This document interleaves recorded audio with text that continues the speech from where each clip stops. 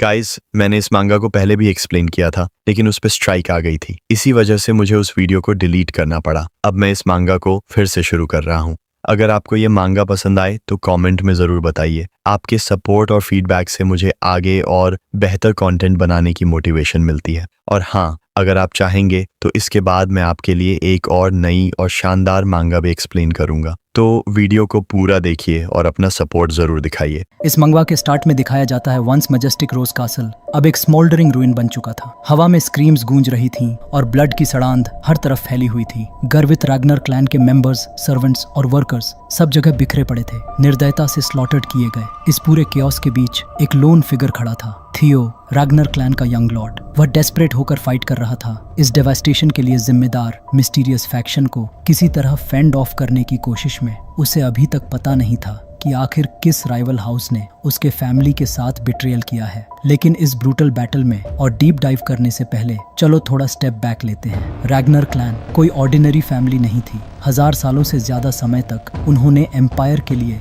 Northern shield बनकर सेवा की थी, कॉन्टिनेंट के एज पर उसकी बॉर्डर्स की रक्षा करते हुए। इस फैमिली की स्ट्रेंथ उनकी यूनिक लिनिएज से आती थी, एक ऐसा ब्लड लाइन जिसके बारे में रूमर था कि वह सीधे ड्रैगन से डिसेंड करता है। हर रैग्नर जन्म से ही एक्स्ट्रॉर्डिनरी मैजिकल पावर्स, जबरदस्त स्टैमिना और अनमैच्ड स्वॉर्ड्समैनशिप के साथ पैदा होता है। यही हर रैग्नार की पहचान है। लेकिन एक था हमारा प्रोटैगनिस्ट थियो, जिसे लोग कहते थे the so called bastard heir of the Ragnar clan. अपने किन से अलग थियो को वो टैलेंट्स नहीं मिले जो उसकी फैमिली को डिफाइन करते थे, मगर इसका मतलब ये नहीं था कि उसने कोशिश छोड़ दी। और अब अपने एंसेस्ट्रल होम के रूइंस में खड़ा थियो अपने सामने एक ऐसे इंसान को देख रहा था जो बिट्रेयल का चेहरा बन चुका था। थियो का ओपोनेंट कोई और नहीं, उसका अपना सोर्ड्समैन ट्यूटर, वही इंसान जिस पर उसने सबसे ज्यादा भरोसा किया था, मास्टर रेंडान। थियो की आंखें डिसबिलीफ में फैल गईं जब रेंडन ने अपना मास्क उतारा और बिट्रेयर का चेहरा सामने आ गया। हर शब्द के साथ रेंडन थियो का मजाक उड़ाता है। वह स्नीर करते हुए उसे कहता है, टैलेंटलेस फूल,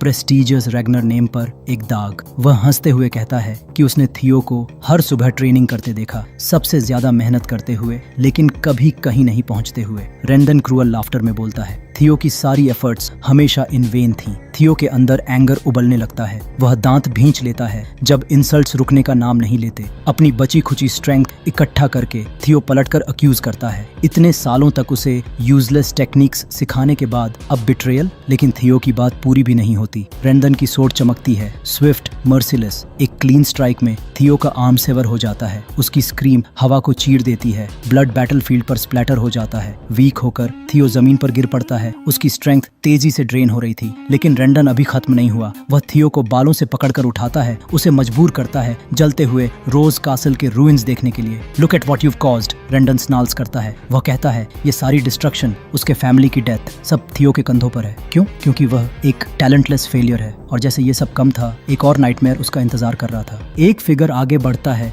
घसीटते हुए एक लाइफलेस बॉडी। वो थियो की मदर थी। उसे उसके सामने फेंक दिया जाता है, आंखें खाली, शरीर ठंडा। रेंडन और भी ज्यादा नाइफ घुमाता है। वह कहता है कि उसकी माँ की डेथ भी थियो की ही गलती है। वही वजह है कि आज वह सिर्फ एक कॉर्प्स बन चुकी है। ग्रीफ से टूट चुका थियो ठीक से खड़ा भी नहीं हो पा रहा था। फिर भी अपनी बची खुची सारी स्ट्रेंथ इकट्ठा करके वह उसका एक आखिरी डेस्परेट अटेम्प्ट करता है। वह अपनी सोर्ड पकड़ता है और रेंडन की तरफ चार्ज करता है, दिमाग में सिर्फ रेज भरी हुई, लेकिन वह वहां तक पहुंच भी नहीं पाता। एक सोर्ड हवा को चीरती हुई आती है और सीधे थियो के गट को पियर्स कर देती है। उसका शरीर कई मीटर्स दूर जा गिरता है। जिसने सोर्ड फेंकी थी, एक और एनिमी। वह इरिटेटेड होकर कहता है, अब बस इसे खत्म कर दो। रेंडन हल्के से चकल करता है और अपने कंपेनियन से माफी मांगते हुए कहता है, माफ करना, मैं बस अपने डिसाइपल को थोड़ी देर के लिए मेमोरी लेन की सैर करा रहा। वह ग्रिन करता है। थियो जमीन पर पड़ा, ब्लीडिंग आउट हो रहा था। उसकी विजन ब्लर होने लगती है। दुनिया धीरे धीरे फेड होने लगती है। अपने फाइनल थॉट्स में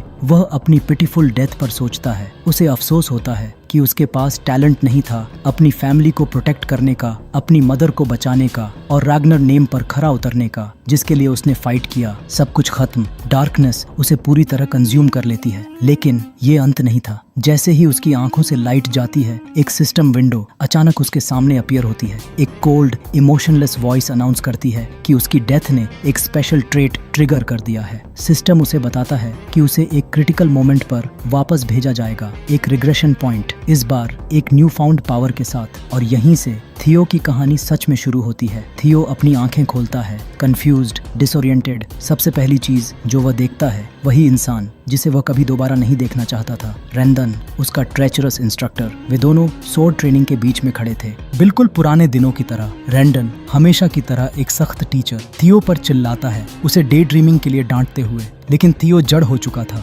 कंफ्यूज्ड। उसका दिमाग तेजी से दौड़ रहा था। क्या ये कोई फ्लैशबैक है? नहीं, ऐसा नहीं हो सकता। वो चेहरा जिसे वो दोबारा कभी नहीं देखना चाहता था, जिसने उसे धोखा दिया था, आज फिर उसके सामने खड़ा है, जैसे कुछ हुआ ही ना हो। ये सब किसी क्रूअल कॉस्मिक जोक जैसा लग रहा था। अचानक थियो के सामने एक सिस्टम विंडो उभर आता है। उसे जरा भी समझ नहीं आता कि चल क्या रहा है। मैसेज साफ था, पंच रेंडन इन द फेस। एक ट्यूटोरियल क्वेस्ट का हिस्सा। थियो को नहीं पता क्यों या कैसे ये सब हो रहा है, और इससे भी ज्यादा अजीब बात ये थी कि रेंडन इस सिस्टम विंडो को देख ही नहीं सकता था। डिसबिलीफ और इरिटेशन के मिले जुले एहसास के साथ थियो ने फैसला किया, सवाल नहीं पूछेगा। उसने अपना ट्रेनिंग स्टिक गिराया, मुट्ठी भींची और बिना किसी चेतावनी के रेंडन के स्मग चेहरे पर एक जबरदस्त पंच जड़ दिया। थियो हैरान रह गया। रेंडन ने मुश्किल से कोई रिएक्शन दिया, चेहरा बिल्कुल ब्लैंक, जैसे थियो का पंच कोई मजाक हो। अंदर ही अंदर थियो स्मर्क कर रहा था। ये तथाकथित फ्लैशबैक कुछ ज्यादा ही रियल लग रहा था, लेकिन उसका सेटिस्फैक्शन ज्यादा देर नहीं टिका। अब एंग्री होकर रेंडन ने पलटवार किया, एक विशियस स्ट्राइक जिसने थियो को जमीन पर दे मारा। दर्द उसकी हर नस में दौड़ गया। थियो झुंझलाया हुआ था। सीरियसली? क्या मुझे अपने फ्लैशबैक्स में भी पेन झेलना पड़ेगा? रेंडन ने एक लंबी साई ली। वो थियो के आउटबर्स्ट का मतलब ही नहीं समझ पाया। उसने मान लिया कि थियो बस आने वाली अवेकनिंग सेरेमोनी की वजह से फ्रस्ट्रेटेड है, वो बड़ा इवेंट जहां राग्नर क्लान के सदस्य अपनी ट्रू पावर अनलॉक करते हैं। रेंडन समझाता है कि वो जानता है थियो क्यों स्ट्रगल कर रहा है, लेकिन वो ऐसे स्टूडेंट को माफ नहीं करेगा जो अपने मास्टर पर हाथ उठाए। ये कहकर वो पलटता है और चला जाता है। थियो जमीन पर पड़ा रह जाता है। जैसे ही अवेकनिंग सेरेमोनी का जिक्र होता है, थियो की आंखें फैल जाती हैं। वो सेरेमोनी अब सब कुछ साफ होने लगा था। रेंडन के जाते ही बाकी क्लैन मेंबर्स हमेशा की तरह उसका मजाक उड़ाने लगे, ठहाके लगाने लगे। थियो धीरे धीरे सारी बातों को समझने लगा। जमीन उसके पैरों के नीचे बिल्कुल असली लग रही थी। चोट, जलता हुआ दर्द, सब कुछ असली था। यह कोई फ्लैशबैक नहीं था। उसे एहसास हुआ वह सच में समय में पीछे लौट आया है। वह फिर से 17 साल का हो चुका था। अपनी मौत से 10 साल पहले के एक पल को जी रहा था। उसी पल एक सिस्टम विंडो सामने उभरी। ट्यूटोरियल क्वेस्ट कंप्लीट होने पर उसे बधाई दी गई। Reward, Ragnar's talent activated. System ने पूछा कि क्या वह इसे अभी प्राप्त करना चाहता है। बिना एक पल सोचे थियो ने यस दबा दिया। अचानक उसके सीने में आर्केन एनर्जी का तेज सैलाब फूट पड़ा। सिस्टम ने पुष्टि की कि उसके स्टैट्स अब एक हैरान कर देने वाली रफ्तार से बढ़ेंगे। जिंदगी में पहली बार थियो ने उम्मीद की एक हल्की सी किरण महसूस की। उधर रोज पैलेस में सीन बदलता है। वही गद्दार रेंडन थियो की माँ लेडी सेसिलिया रैग्नार के साथ चाय पी रहा था। वह थियो की प्रगति की रिपोर्ट दे रहा था, लेकिन शब्दों में जहर भरा हुआ था। रेंडन ताने मारते हुए कहता है कि थियो अब तक का सबसे टैलेंटलेस स्टूडेंट है जिसे उसने देखा है। फिर एक नकली मुस्कान के साथ वह जोड़ता है कि यही वजह है कि वह यहाँ है, अवेकनिंग सेरेमनी से पहले थियो को ठीक रास्ते पर लाने के लिए। अब उस समारोह में सिर्फ 5 महीने बचे थे। लेडी सेसिलिया अपनी हमेशा वाली शालीनता के साथ हल्के से मुस्कुराती हैं। वह रेंडन को सोने के सिक्कों से भरा एक भारी थैला देती हैं और कहती हैं कि थियो पर थोड़ा एक्स्ट्रा अटेंशन दे। रेंडन तुरंत पैसे ले लेता है और उसे भरोसा दिलाने की कोशिश करता है कि चिंता की कोई बात नहीं। लेकिन सेसिलिया की आवाज शांत और दृढ़ होती है। उसे कोई चिंता नहीं है, उसे अपने बेटे थियो पर पूरा भरोसा है। सीन फिर बदलता है। रेंडन किले के लंबे गलियारे में अकड़ते हुए चल रहा है, हाथ में झूलता हुआ सोने का भारी थैला। उसके चेहरे पर एक संतुष्ट मुस्कान है, आसान पैसे से बेहद खुश। थियो को कुछ भी न सिखाने के बदले उसे मोटी रकम मिल रही थी। चलते चलते वह मन ही मन हंस रहा था। उसे लग रहा था कि माँ और बेटा दोनों ही पूरे बेवकूफ हैं, पर बिना उंगली उठाए राग्नर क्लान के सीधे वारिस को ट्रेन कर रहा था और ऊपर से अपने असली मालिक से इनाम भी पा रहा था। थियो के राजा लीक करने और उसकी तरक्की में जानबूझकर रुकावट डालने के लिए। इस गद्दार के लिए यह किसी सपने से कम नहीं था। बीट्रेयल कभी इतनी मीठी नहीं लगी थी। उसी वक्त थियो पूरी रफ्तार से गलियारे में दौड़ता हुआ उसके पास से निकल गया। रेंडन ने मुश्किल से उसे देखा, नाक भौं सिकोड़ते हुए बुदबुदाया, बेकार इडियट लूजर, और उसे दूर भागते हुए देखता रहा। लेकिन थियो यूं ही नहीं दौड़ रहा था, वह अपनी माँ से मिलने जा रहा था। आखिरकार जब वह उसके सामने पहुंचा तो हांफते हुए उसे पुकारा। माँ जैसे ही उसकी तरफ मुड़ी, थियो खुद को रोक नहीं पाया। बिना एक शब्द कहे उसने उसे कसकर गले लगा लिया और पहली बार फूट फूट कर रो पड़ा। उसी पल उसे सच में एहसास हुआ वह वाकई 10 साल पीछे अतीत में लौट आया है। उसके दिमाग में वह भयानक याद कौंध गई, रेंडन का उसे मजबूर करना अपनी माँ की बेजान लाश को देखने के लिए। लेकिन अब उसकी गर्माहट महसूस करते हुए, उसकी आवाज सुनते हुए थियो खुशी से भर गया। उसे जिंदा देखकर उसके अंदर एक नया संकल्प जन्म लेता है। वह खुद से कसम खाता है, इस बार सब कुछ अलग होगा, इस बार वह भविष्य बदल देगा। उसके लिए रहस्यमय सिस्टम उसके साथ था और उसका रैग्नर टैलेंट जाग चुका था। उसे पूरा यकीन था कि वह इतना ताकतवर बनेगा कि थ्रोन के लिए होने वाली वॉर का सीधा सामना कर सके। और सबसे जरूरी बात, वह उस कचरे जैसे इंसान रेंडन से बदला लेकर रहेगा। जैसे ही उसके इरादे पक्के होते हैं, सिस्टम अगली ट्यूटोरियल क्वेस्ट जारी करता है, train your body to the limit. अभी तो बस भोर हुई थी, सूरज उगा भी नहीं था, लेकिन थियो पहले ही कड़ी मेहनत में जुट चुका था। रिवेंज के ख्यालों और अपनी माँ को बचाने की जलती हुई चाहत से प्रेरित होकर थियो खुद को पहले से कहीं ज्यादा जोर से धकेल रहा था। पिछली जिंदगी में वह इंटेलिजेंस एजेंसी ब्लैक डब्ल्यू का हिस्सा था, लेकिन कॉम्बैट स्किल्स की कमी की वजह से हमेशा बैकग्राउंड में ही अटका रहा। अब रैग्नार टैलेंट के साथ सब कुछ बदल चुका था। उसे वो अहम जानकारियां याद आने लगीं जो उसने कभी इकट्ठा की थीं। सीक्रेट एलिक्सर, छुपे हुए मैनुअल्स जिनके इस्तेमाल के बारे में उसने कभी सोचा तक नहीं था। लेकिन एक चीज सबसे अलग चमक रही थी, ब्लडी स्वॉर्ड एम्परर एलिक्सर, एक ऐसा पोशन जो बॉडी की स्ट्रेंथ को डरावने स्तर तक बढ़ा देता है। सबसे ज्यादा उसे वो एक्सट्रीम ट्रेनिंग मेथड्स याद आए जिन्हें उसने कभी छोड़ दिया था, यह सोचकर कि उसमें इतना टैलेंट नहीं है कि वो उन्हें झेल सके। लेकिन अब उसे पूरा भरोसा था, अब वह अपनी ट्रू पोटेंशियल को अनलॉक कर सकता था। ट्रेनिंग हॉल के चक्कर लगाते हुए जब वह दौड़ता है तो उसे साफ महसूस होता है, उसकी स्पीड बढ़ रही है, उसका बॉडी इस ब्रूटल ट्रेनिंग का जवाब दे रहा है और सामने सिस्टम विंडो था उसकी प्रोग्रेस दिखाने के लिए।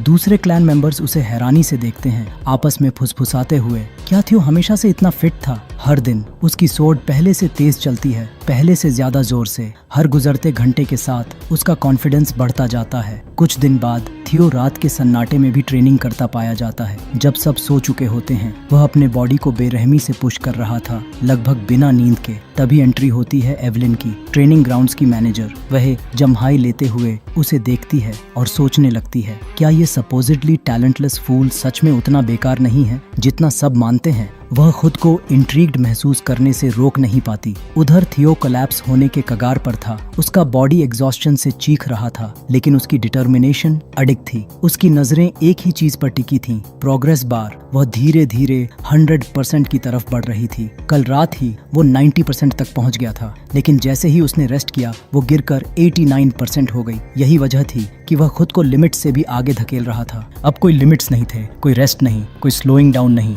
अब वह 98% पर था और उसे पता था वह बस थोड़ा सा ही दूर है। जितनी भी ताकत उसके अंदर बची थी, सब झोंकते हुए उसने अपनी स्पीड और बढ़ा दी। उसके मसल्स दर्द से जल रहे थे, सांस टूट टूट कर आ रही थी, लेकिन रुकना अब ऑप्शन ही नहीं था। और फिर आखिरकार उसने कर दिखाया। प्रोग्रेस बार 100% पर पहुंच गई। थियो पूरी तरह एग्जॉस्टेड था, खड़ा भी नहीं रह पा रहा था। वह जमीन पर गिर पड़ा। उसी पल सिस्टम ने उसे बधाई दी। Tutorial quest complete. Reward dragon heart, एक रेयर और बेहद पावरफुल एबिलिटी जो उसकी स्ट्रेंथ को उसकी कल्पना से भी कहीं आगे बढ़ाने वाली थी। लेकिन इससे पहले कि थियो अपने रिवॉर्ड के डिटेल्स पर ध्यान दे पाता, वह प्योर एग्जॉस्शन से बेहोश हो गया। आधी अधूरी चेतना में लेटा हुआ उसके ऊपर सिस्टम विंडो तैर रहा था। सवाल आया, क्या वह रिवॉर्ड अभी रिसीव करना चाहता है? कांपते हुए हाथ से थियो ने किसी तरह यस दबा दिया। अगले ही पल एक तेज ब्रिलियंट ब्लू लाइट ने उसे घेर लिया। पूरा ट्रेनिंग हॉल उस रोशनी से भर गया। पास खड़ी एवलिन यह सब देखकर पूरी तरह स्तब्ध रह गई।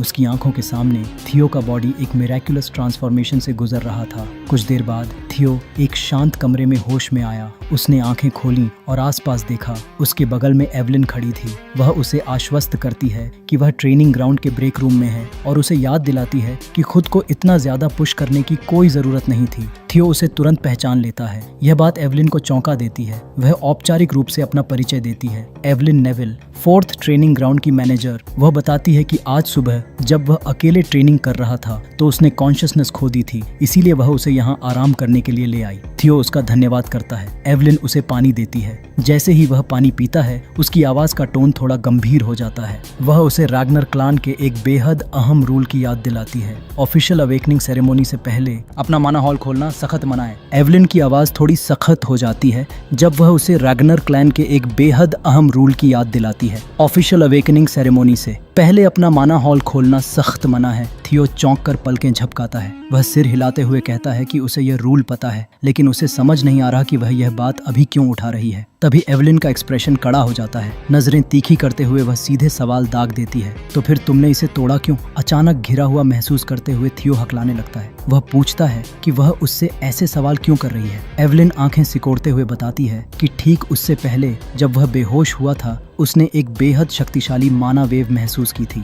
एक ऐसी वेव जो बिल्कुल उसी पैटर्न से मेल खाती है जब कोई माना हॉल खुलता है। वह जोर देकर पूछती है, क्या उसने बिना अनुमति अपना माना हॉल खोल दिया था? शुरू में थियो पूरी तरह क्लूलेस रहता है, लेकिन फिर उसे याद आ जाता है बेहोश होने से ठीक पहले का वो पल। सिस्टम से मिला हुआ रिवॉर्ड ट्यूटोरियल क्वेस्ट पूरा करने पर उसे मिला था, ड्रैगन हार्ट, और साथ में 10 पास्ट लाइव्स की मैजिक पावर। थियो के पास शब्द नहीं बचते। ड्रैगन हार्ट कोई आम चीज नहीं होती असल में। यह बेहद स्पेशल होता है क्योंकि ड्रैगन हार्ट की वजह से माना हॉल, जो एक वॉरियर की पावर का कोर होता है, सीधे दिल के अंदर रखा जा सकता है। आमतौर पर इंसान अपना माना हॉल लोअर एब्डोमेन में बनाते हैं क्योंकि ह्यूमन हार्ट इतनी रॉ एनर्जी सहन नहीं कर पाता, लेकिन ड्रैगन हार्ट के साथ माना हॉल कहीं ज्यादा एफिशिएंटली काम करता है और यूजर को ओवरवेलमिंग पावर देता है। रैग्नर क्लान में हर वॉरियर का सपना होता है ड्रैगन हार्ट हासिल करना, क्योंकि यह इमेंस स्ट्रेंथ तक पहुंचने का सबसे तेज रास्ता है। लेकिन आज तक कोई भी इंसान अपने दिल की नेचुरल लिमिटेशन को पार करके इसे यूज नहीं कर पाया था अब तक।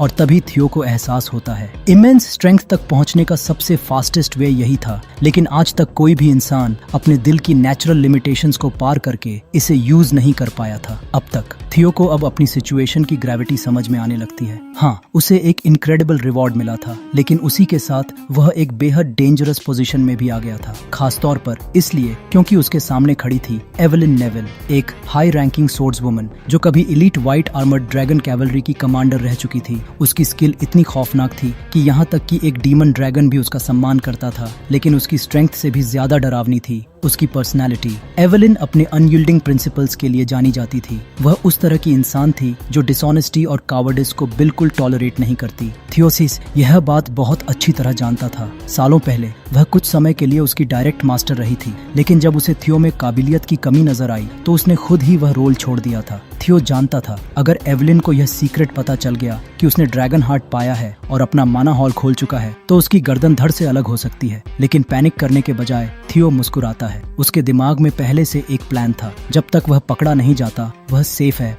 एक हल्की सी स्मर्क के साथ वह एवलिन के आरोपों पर एक सैसी कमबैक करता है। वह सवाल करता है बिना किसी ठोस प्रूफ के वह उस पर माना हॉल खोलने का इल्जाम कैसे लगा सकती है? क्या तुम सच में सिर्फ अपने गट फीलिंग के भरोसे मुझे एग्जीक्यूट कर दोगी? वह एवलिन को चैलेंज करता है। एवलिन एक पल के लिए चुप हो जाती है, उसके कॉन्फिडेंस से थोड़ी स्टन्ड। लेकिन थियो यहीं नहीं रुकता, वह आगे दबाव बनाता है। वह उसे याद दिलाता है कि वह अब भी रग्नार क्लान का एक हेir है। अगर यह बात बाहर फैल गई कि उसने क्लैन रूल्स तोड़ने के झूठे इल्जाम में एक हेir को एक्यूज किया तो इसे रैग्नर नेम को डिफाइल करना माना जाएगा। तुम जानती हो ना, एक हेir को ह्यूमिलिएट करने की सजा क्या होती है? वह मेनेस से भरी आवाज में जोड़ता है। एवलिन बिना हिले डुले पूरी तरह अनफेज्ड होकर जवाब देती है, एग्जीक्यूशन। थियो सिर हिलाता है, संतुष्ट कि वह समझ गई है। फिर वह उसे चेतावनी देता है कि अगली बार बोलने से पहले केयरफुली थिंक करे। एवलिन एक पल के लिए टेकन अबैक हो जाती है। क्या यह सच में वही टिमिड लड़का है जिसे मैं जानती थी? वह अपने मन में सोचती है। उसमें कुछ तो जरूर बदल गया है और यह सिर्फ उसका एटीट्यूड नहीं है। उसे पूरा यकीन है उसने वह माना वेव महसूस की थी।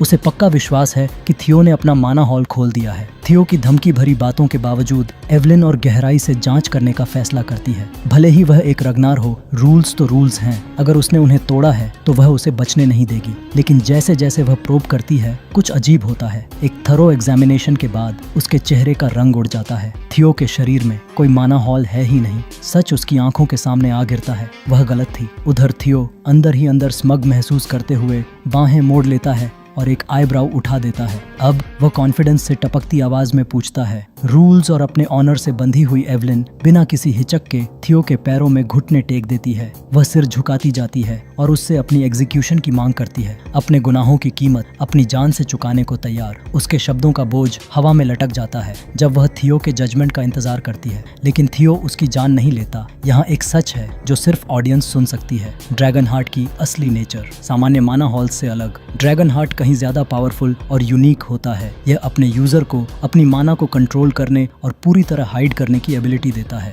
और क्योंकि इंसानों के ड्रैगन हार्ट रखने का सच कई सालों तक सामने नहीं आने वाला, थियो को पूरा भरोसा है कि कोई उस पर इसका इल्जाम नहीं लगा सकता। जिस एग्जीक्यूशन की एवलिन को उम्मीद थी, उसकी जगह थियो उसके कंधे पर सुकून देने वाला हाथ रख देता है। शांत आवाज में वह कहता है कि इतनी ड्रास्टिक एक्शंस की कोई जरूरत नहीं। जाते जाते वह उसकी राइचसनेस की तारीफ करता है, उसके प्रिंसिपल्स को एक्नॉलेज करते हुए। बहुत कम लोग होंगे जो एक एयर से सच मांगने के लिए अपनी जान जोखिम में डालें, लेकिन हकीकत यह है कि एवलिन को जिंदा छोड़ने के पीछे थियो के अपने रीजंस हैं। वह जानता है कि एवलिन इस दौर की सबसे स्ट्रॉन्ग वॉरियर्स में से एक है और उसे जिंदा रखना लॉन्ग रन में उसके लिए फायदेमंद साबित हो सकता है। फिर वह कैजुअली उसे समझाता है कि अवेकनिंग सेरेमोनी से पहले माना हॉल खोलने पर जो रिस्ट्रिक्शन है वह दरअसल माना ओवरफ्लो रोकने के लिए होती है। थियो को यह काफी अम्यूजिंग लगता है कि वह उसे लेकर इतनी कंसर्न्ड है, एक ऐसा लड़का जिसे वह रागनर क्लान का सिर्फ एक बास्टर्ड समझती है, फिर भी वह उसके प्रिंसिपल्स की कद्र करता है। इतना कहकर थियो वहां से चला जाता है और एवलिन स्टन्ड साइलेंस में वहीं बैठी रह जाती है। थियो पूरे कॉन्फिडेंस के साथ आगे बढ़ता है, खुद को दुनिया के टॉप पर महसूस करते हुए। अब उसके पास सिर्फ ड्रैगन हार्ट ही नहीं है, बल्कि अपनी प्रीवियस लाइफ से 10 साल की मैजिक पावर भी है। इन न्यू फाउंड एबिलिटीज के साथ उसका फ्यूचर पहले से कहीं ज्यादा ब्राइट दिखता है। कुछ दिन बाद हम थियो को फिर से ट्रेनिंग करते हुए देखते हैं, उसी अनबेरेबल इंस्ट्रक्टर के साथ। रेंडन, यह बास्टर्ड लगातार उस पर चिल्लाता रहता है। उसके सोर्ड स्विंग्स सुधारने के नाम पर थियो साथ देता है, कमजोर बनने का नाटक करता है। हालांकि रेंडन की लगातार इंसल्ट्स अब सहना मुश्किल होता जा रहा है, लेकिन थियो की शार्प नजर कुछ और ही पकड़ लेती है। रेंडन सिर्फ इनकॉम्पिटेंट नहीं है, वह जानबूझकर थियो को अजीब और इनफेक्टिव सोर्ड टेक्निक्स सिखा रहा है। अब थियो को साफ समझ आने लगता है, रेंडन किसी के ऑर्डर्स फॉलो कर रहा है। पीसेस एक एक करके फिट होने लगते हैं। कोई है जो ऊपर बैठकर सारी स्ट्रिंग्स खींच रहा है। थियो को अपनी प्रीवियस लाइफ की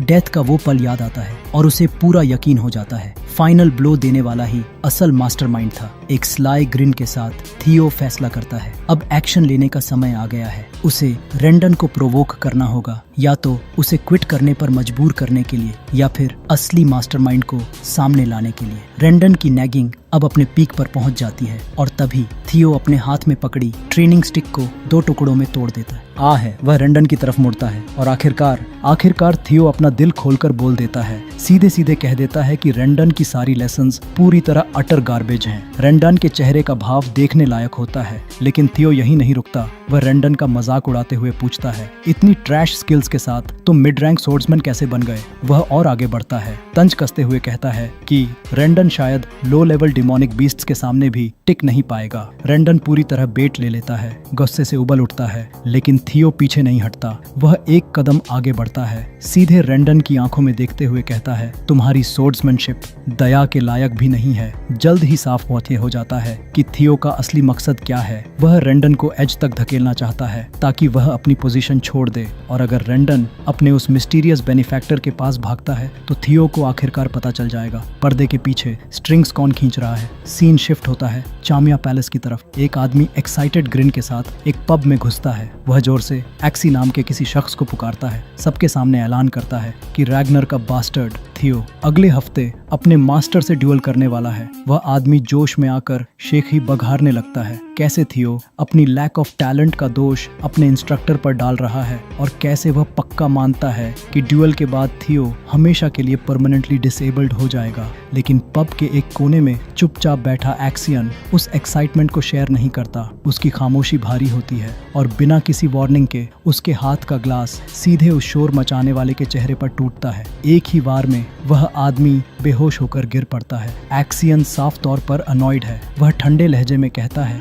उसे इस बात से कोई फर्क नहीं पड़ता कि थियो जैसा बास्टर्ड आधा डिसेबल्ड होता है या नहीं। आखिर क्यों पड़े? वह तो बस एक और रैगनर ही है। खास तौर पर नॉर्थ के 4 हाउंड्स में से एक, जिसे सब डार्क टाइगर एक्सियन रैग्नार के नाम से जानते हैं, उसके पास खड़ा है रेमिंगटन। 4 हाउंड्स में से दूसरा, जिसे कहा जाता है सिल्वर लायन। उसी पल एक और आदमी पब में दाखिल होता है। ट्रेवन, जिसे 9 ड्रैगन स्काई ड्रैगन एड के नाम से भी जाना जाता है, काफी परेशान नजर आता है। वह बाकियों को चेतावनी देता है, अगर उन्होंने जरा भी गार्ड डाउन किया तो हालात बिगड़ सकते हैं। लेकिन एक्सियन अब भी इरिटेटेड है। वह ठंडे लहजे में ट्रेवन की बात टाल देता है। यह सब सिर्फ टैलेंट वाले लोगों पर लागू होता है। वह कहता है थियो की चिंता करने की जरूरत नहीं, वह बस एक मडल हेडेड नोबडी है। एड, जो हमेशा कॉशियस रहता है, इशारा करता है कि राग्नर क्लैन के मामले में जरा सी पॉसिबिलिटी भी कुछ अनप्रेसिडेंटेड कर सकती है। एक्सियन इस बात को भी डिसमिस कर देता है। उसके मुताबिक थियो का रेंडन से उलझना असल में अच्छी बात है। उसका इंस्ट्रक्टर उस सो कॉल्ड बास्टर्ड को आसानी से संभाल लेगा। लेकिन एक हफ्ते बाद हालात किसी की उम्मीद से कहीं ज्यादा बिगड़ जाते हैं। ट्रेनिंग ग्राउंड 4 पर हवा में जबरदस्त टेंशन है। यह सिर्फ आम क्लैन मेंबर्स नहीं हैं, पूरे रीजन के बिग शॉट्स इस अनएक्सपेक्टेड ड्यूएल को देखने के लिए जमा हो चुके हैं। अरीना के बीचों बीच थियो खड़ा है। सैकड़ों स्पेक्टेटर्स की तीखी नजरों के नीचे वह साफ तौर पर नर्वस है। वह खुद को कोसता है, याद करता है कि वह तो बस अपमान के बाद रेंडन को फायर करवाना चाहता था, लेकिन चीजें बहुत तेजी से आउट ऑफ कंट्रोल हो गईं। फिर भी वह ज्यादा वरीड नहीं है। यह सब कभी न कभी होना ही था और रेंडन से बदला लेने की आग उसके अंदर भड़क चुकी है। उसी पल सिस्टम नोटिफिकेशन आती है। Next task, 3rd tutorial quest, fight Rendon and win. Theo गहरी सांस लेता है। उसके दिमाग में फ्लैश होता है कि यह ड्यूअल आखिर शुरू कैसे हुआ। सीन कट होकर उस पल पर जाता है जब थियो ने रेंडन का सामना किया था, उसकी पैथेटिक स्वॉर्ड्समैनशिप को ललकारते हुए। तुम्हारा काम खत्म, थियो ने ब्लंटली कहा था। Get lost. रेंडन घबराकर विरोध करता है। उसका कॉन्ट्रैक्ट अभी खत्म नहीं हुआ, लेकिन थियो पलटकर कहता है कि चूंकि उसे फायर किया जा चुका है तो अब उसके पास यहाँ रहने का कोई हक नहीं है। थियो खुद ही उस एम्प्लॉई को फायर कर चुका था। अब बात करने के लिए कुछ भी नहीं बचा था। थियो का मन कर रहा था कि वहीं पर रेंडन को पंच मार दे, लेकिन उसके दिमाग में अब भी डाउट था, क्या वह सच में इस आदमी को हरा पाएगा। रेंडन के लिए यह पूरी सिचुएशन एक डिजास्टर थी। वह फायर्ड होने का रिस्क नहीं ले सकता था। उसकी असली मिशन अभी पूरी नहीं हुई थी। वह थियो के और करीब आया, उसे मनाने की कोशिश करने लगा। उसी पल थियो की आंखों के सामने एक सिस्टम विंडो फ्लैश हुई, फाइट एंड विन अगेंस्ट रेंडन। थियो पूरी तरह ऑफ गार्ड हो गया। वह रिएक्ट भी नहीं कर पाया था कि एवलिन नेविल बीच में आ गई। उसने सुझाव दिया, इस मामले को रैग्नर वे में सुलझाया जाए, एक सोर्ड मैच जहां स्ट्रेंथ ही फैसला करे। एक ड्यूएल का मतलब था कोई ट्रिब्यूनल नहीं, कोई बहस नहीं, जो जीतेगा उसकी मर्जी चलेगी। मौका भांपते ही रेंडन ने तुरंत ड्यूएल के लिए हाँ कर दी। वह इसे अपने टर्म्स पर खत्म करना चाहता था। थियो अब भी अनश्योर था।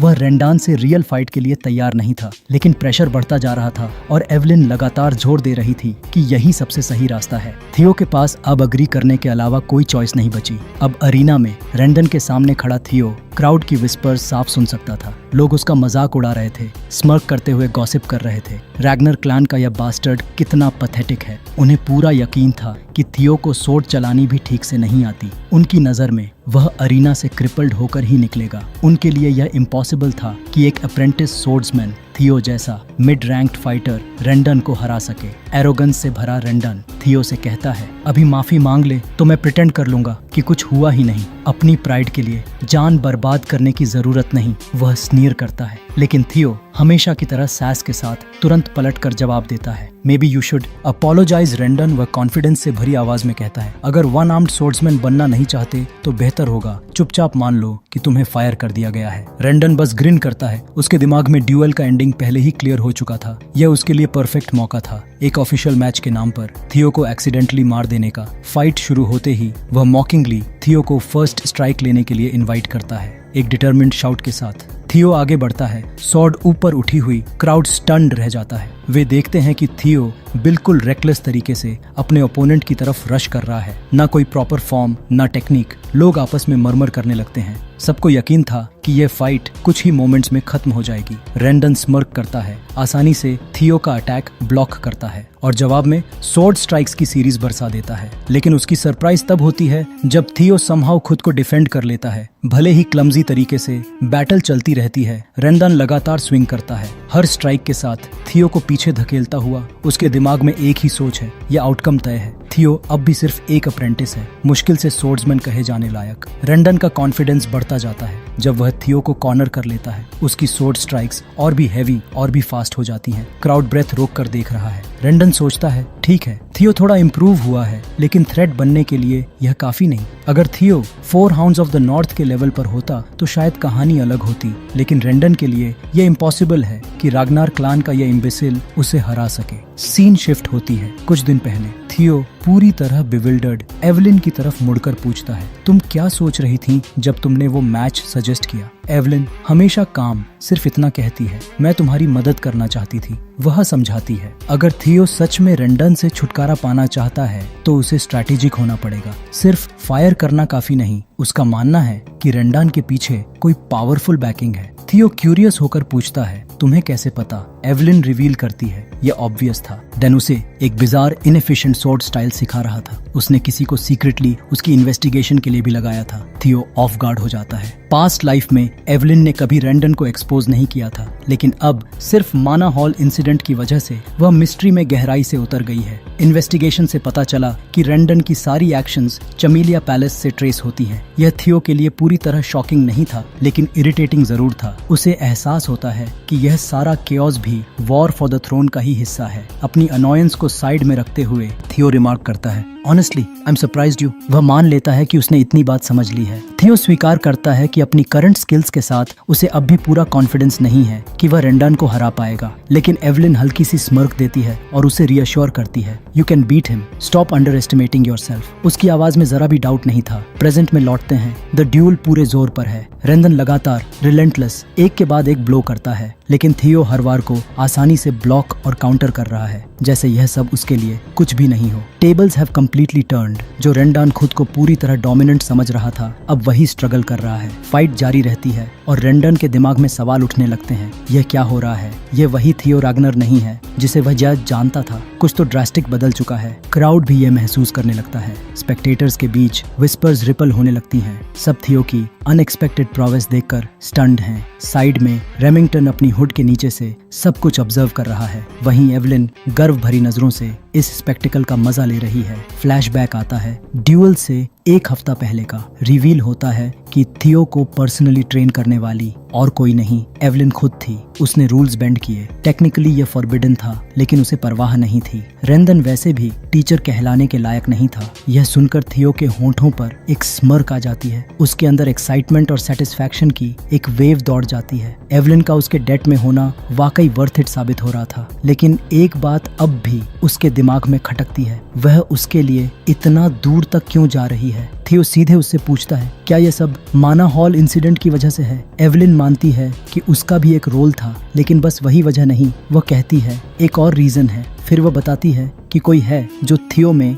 इंटरेस्ट ले सकता है, कोई ऐसा जो ऑब्सेस्ड है। टैलेंटेड इंडिविजुअल्स को कलेक्ट करने वाली बात थियो नोट कर लेता है और उसे अपने दिमाग में फ्यूचर के लिए फाइल कर देता है। प्रेजेंट में वापस आते हैं। बैटल और भी इंटेंस हो जाती है। रेंडन अब डेस्परेट हो चुका है। उसके मन में सवाल उठने लगता है, क्या थियो शुरू से ही अपनी कमजोरी फेक कर रहा था? क्या वह जानबूझकर फूल बनकर सबकी एक्सपेक्टेशंस लो कर रहा था? फाइट के बीच अचानक थियो सवाल दाग देता है, हुज बैकिंग यू? रेंडन फ्रीज हो जाता है। उसका चेहरा कंफ्यूजन और एंगर से मरोड़ खा जाता है। तू क्या बकवास कर रहा है? वह झुंझलाकर चिल्लाता है, लेकिन थियो रुकता नहीं। कैजुअली याद दिलाता है कि उसे सब पता है, कैसे रेंडन ने जानबूझकर उसे यूजलेस स्वॉर्ड टेक्निक्स सिखाई। फिर थियो ब्लंट हो जाता है। सीधा सवाल, क्या तुम कमिलिया पैलेस के साथ काम कर रहे हो? जो साइलेंस उसके बाद फैलती है वही थियो की सस्पिशंस को कंफर्म कर देती है। ओल्ड मैन के चेहरे पर सच साफ लिखा होता है। मौका देखते ही थियो स्वॉर्ड घुमाता है। एक ही फ्लैश में वह रेंडन का हाथ काट देता है। सेवर्ड हैंड हवा में उड़ता है। क्राउड हक्का बक्का रह जाता है। रेंडन दर्द से चीख उठता है। अपनी कटी हुई कलाई को पकड़कर वह लड़खड़ाता है, गालियां बड़बड़ाता है और अरीना में खून बिखर जाता है। कॉन्फिडेंस की लहर के साथ थियो आगे बढ़ता है। अपने हारे हुए दुश्मन के सामने खड़ा होकर उसे याद आते हैं पिछली जिंदगी के वो जहरीले शब्द कि थियो एक वीक टैलेंटलेस फूल है, कि सब कुछ उसी की गलती है। अब थियो वही शब्द मेनेसिंग आवाज में रेंडन के मुंह पर फेंक देता है, तुम यहाँ सबसे कमजोर हो। वह गुर्राता है, याद दिलाते हुए कि रागनर क्लान में रूल ऑफ द स्ट्रॉन्ग चलता है। तुझ जैसा वीक इंसान यहाँ आने के लायक ही नहीं था। और फिर एक आखिरी पावरफुल स्ट्राइक के साथ थियो की सोड नीचे गिरती है और एक ही वार में रैंडन का हेड उसके शरीर से साफ अलग हो जाता है। क्राउड सदमे में देखता रह जाता है जब रैंडन का कटा हुआ सिर जमीन पर लुढ़कता है और उसके नीचे ब्लड फैलने लगता है। अरीना में अचानक एक अजीब सी साइलेंस छा जाती है। हर कोई समझने की कोशिश कर रहा है अभी अभी हुआ क्या, और फिर जैसा कि एक्सपेक्टेड था एक सिस्टम विंडो पॉपअप होती है। थियो को ट्यूटोरियल क्वेस्ट 3 सक्सेसफुली कंप्लीट करने पर कंग्रेचुलेट किया जाता है। सिर्फ फाइट जीतना ही नहीं बल्कि ऑब्जेक्टिव से भी आगे निकल जाने पर उसे बोनस रिवॉर्ड भी मिलता है। सिस्टम पूछता है क्या तुम रिवॉर्ड अभी लेना चाहते हो? थियो बिना एक पल सोचे सीधा यस दबा देता है। उधर क्राउड, हाँ, वो पूरी तरह से लूज कर चुका है। एक टोटल अप्रेंटिस सोर्ड्समैन का ऐसे किसी मिड टियर सोर्ड्समैन को आसानी से काट देना, ये दिमाग हिला देने वाला सीन था। और हमारा लड़का जिसे तुम चीयर कर रहे हो वो बिल्कुल अंडरवेल्म्ड खड़ा है। उसके मन में बस एक ही ख्याल, ये बूढ़ा बास्टर्ड यही वो आदमी था जिससे मैं पिछली जिंदगी में कांपता था। उसे खुद पर शर्म आती है। लगता है कि उसे इस आदमी से डरना ही नहीं चाहिए था, लेकिन हाँ, इस बार लाइफ अलग है। तभी सिस्टम एक और बॉम्ब शेल गिराता है। अनाउंस होता है कि ऑब्जर्वेशन नाम की एबिलिटी एक्टिवेट हो चुकी है और आइसिंग ऑन द केक उसे 1 ईयर की मैजिक पावर भी मिल जाती है। और यहीं से चीजें क्रेजी से एब्सोल्यूट केओस में बदल जाती हैं। बूम! अचानक आसमान से एक आदमी मीटियर की तरह जमीन पर आकर टकराता है। इम्पैक्ट इतना जबरदस्त कि पूरा इलाका हिल जाता है। थियो कुछ समझ भी पाता उससे पहले ही वो आदमी उसका नाम चिल्ला रहा होता है। थियो! चेहरे पर एक पागल सी ग्रिन, और फिर रिवील होता है वो कोई और नहीं, जूलियस रैग्नर, डीमन ड्रैगन और व्हाइट आर्मर ड्रैगन कैवलरी का कमांडर। हाँ, वही जूलियस रैग्नर। थियो पूरी तरह स्टन्ड है, एकदम फ्रोजन। उसे यकीन ही नहीं हो रहा ये आदमी कब से उसे ऑब्जर्व कर रहा था। उधर क्राउड पूरी तरह पागल हो चुका है। हर कोई यही सोच रहा है कि जूलियस जैसे रैंक वाला इंसान यहाँ आखिर कर क्या रहा है। लोग आपस में फुसफुसा रहे हैं, क्या यही वो गाय है जिसका जिक्र एवलिन ने किया था? वही जो टैलेंट कलेक्ट करने का दीवाना है। और एवलिन, ओह मैन, वो पूरी तरह टूट चुकी है। कमांडर की लैंडिंग ने जमीन तक तोड़ दी है और वो वहीं खड़ी है जैसे सोच रही हो, मेरी लाइफ में अभी अभी क्या हुआ। दूसरी तरफ जूलियस बिल्कुल एक बीस्ट लग रहा है। सिर्फ उसकी प्रेजेंस ही थियो को पसीना छुड़ा देने के लिए काफी है। थियो समझ ही नहीं पा रहा कि अब क्या करे, लेकिन ट्विस्ट यही है, उसकी सारी चिंता बेकार निकलती है। जूलियस जोर से हंस पड़ता है और थियो की पीठ थपथपाता है जैसे कोई प्राउड बड़ा भाई हो। वो सच में हैरान है कि थियो के अंदर कितना टैलेंट छुपा हुआ है। फिर बिना रुके कैजुअली बोल देता है कि टीचर रेंडोन को मारना थोड़ा डिसरिस्पेक्टफुल था, लेकिन ऑनेस्टली रेंडोन डिजर्व करता था। और फिर बॉम्ब गिरता है। जूलियस थियो को white armour dragon cavalry join करने का इनविटेशन देता है। हाँ, बिल्कुल सही सुना, जूलियस रैग्नर, डीमन ड्रैगन खुद थियो को अपनी एलीट स्क्वाड में बुला रहा है। एवलिन, वो जरा भी शॉक्ड नहीं है, उसे ये आउटकम पहले से दिख रहा था। लेकिन क्राउड, उनके तो जबड़े जमीन पर गिर चुके हैं। कोई यकीन नहीं कर पा रहा कि थियो जैसा इनएक्सपीरियंस्ड लड़का जिसने अभी अवेकनिंग सेरेमोनी भी नहीं की, उसे खुद जूलियस रैग्नर स्काउट कर रहा है। और गेस हुज हियर? रेमिंगटन। वो पीछे खड़ा किसी रैंडम आदमी से पूछ रहा है, क्या तुमने कभी सुना है कि कोई अप्रेंटिस सोर्ड्समैन इस तरह रिक्रूट हुआ हो? वो आदमी क्लूलेस सा जवाब देता है, नहीं, कभी नहीं, ये पहले कभी नहीं हुआ था। और बेशक रेमिंगटन ये बात जानता है, वो बस कंफर्मेशन के लिए फिशिंग कर रहा था। इधर थियो के दिमाग में उथल पुथल मची हुई है। वो सोचता है माना हॉल खुले बिना किसी की ट्रू पोटेंशियल देखना इम्पॉसिबल है। मान लिया जूलियस मेरी सोर्ड्समैनशिप देख सकता है, लेकिन क्या वो मेरी मैजिकल पोटेंशियल देख सकता है? नहीं, जूलियस जैसा इंसान भी पूरी तरह श्योर नहीं हो सकता। और फिर थियो बिल्कुल हेजिटेट नहीं करता, सीधे ऑफर डिक्लाइन कर देता है। नो हेजिटेशन, नो सेकंड गेसिंग, बस साफ शब्दों में आई एम गुड। पूरा हॉल सन्नाटे में डूब जाता है। Deafening silence. Julius रैग्नर, legendary commander, को रिजेक्शन मिल चुकी है। क्राउड बस खड़ा है, समझ ही नहीं पा रहा कि अभी अभी हुआ क्या। जबड़े अब भी जमीन पर गिरे हुए हैं। ये खबर वाइल्ड फायर की तरह फैल जाती है। आधे लोग कहते हैं थियो हम्बल है, बाकी आधे कहते हैं नहीं, ये सीधी एरोगेंस है। लेकिन कहानी यहीं खत्म नहीं होती। सीन शिफ्ट होता है चमेलिया पैलेस में। अमिल रैग्नर फ्यूरियस है, सच में गुस्से में। सब कुछ उसके कंट्रोल से बाहर जा रहा है और ऊपर से रेंडन मर चुका है। उसका एक आदमी उसे रीअश्योर करता है। रेंडन वैसे भी कंप्लीट नूब था, उसे पोजीशन बस इसलिए मिली थी क्योंकि वो किसी और काम के लायक नहीं था। अमील इसे श्रग ऑफ कर देती है। ऑनेस्टली उसे उसकी मौत से ज्यादा फर्क नहीं पड़ता, लॉस नाम का तो कुछ था ही नहीं। फिर हम मिलते हैं एमिल रैग्नर से, जो अपने भाई स्काई ड्रैगन एड ट्रोएन से बात कर रही है। हाँ, वही एड जिसे पब सीन में देखा था। एमिल खुश नहीं है। वो एक्सप्लेन करती है कि डीमन ड्रैगन जूलियस ने पर्सनली थियो से कांटेक्ट किया। ये अपने आप में अलार्मिंग है, लेकिन इससे भी ज्यादा बुरा ये रूमर्स हैं कि इस सब के पीछे एवलिन थी। और इसका मतलब साफ है, अब वो थियो के साथ डायरेक्टली इंटरफियर नहीं कर सकते, ना ही उसे कोई नया इंस्ट्रक्टर असाइन कर सकते हैं। अगर थियो मेकिंग वेव्स करने लगा तो रोज पैलेस पर कंट्रोल लेने की उनकी प्लान और भी ज्यादा कॉम्प्लिकेटेड हो जाएगी। और तभी सीन में एक्सियन एंटर करता है, पूरी तरह कैजुअल, जैसे कुछ हुआ ही ना हो। वो पूछता है कि इतना स्ट्रेस लेने की जरूरत ही क्या है। उसके हिसाब से क्लैन हेड के इन्वॉल्व होने का कोई चांस नहीं है, इसलिए प्लान बिना किसी इशू के आगे बढ़ सकता है। लेकिन एमिल इसे मानने वाली नहीं है। वो साफ कहती है कि अगर उन्हें रोज पैलेस पर कंट्रोल लेना है, वो भी क्लैन लीडर को ऑफेंड किए बिना, तो थियो का पावरलेस रहना जरूरी है। एक्सियन बस हल्का सा नॉड करता है, ऐसे बिहेव करता है जैसे सब उसके कंट्रोल में हो। वो कहता है कि उसे पूरा भरोसा है कि थियो अब भी पावरलेस ही है। आखिर थियो जैसा कोई कितना बदल सकता है। उसके हिसाब से एवलिन और जूलियस बस अंडरडॉग्स के लिए सॉफ्ट स्पॉट रखते हैं, इसलिए पैनिक करने की कोई वजह नहीं। लेकिन एड ट्रोवैन अपने नेफ्यू के इस लेड बैक एटीट्यूड से खुश नहीं है। वो एक्सियन को वार्न करता है कि सिचुएशन को सीरियसली ले। तभी एक्सियन एक लेटर निकालता है। उसके चेहरे पर स्लाई ग्रिन फैल जाती है। वो कहता है कि अगर सब इतना वरीड हैं, तो वो थियो के साथ थोड़ा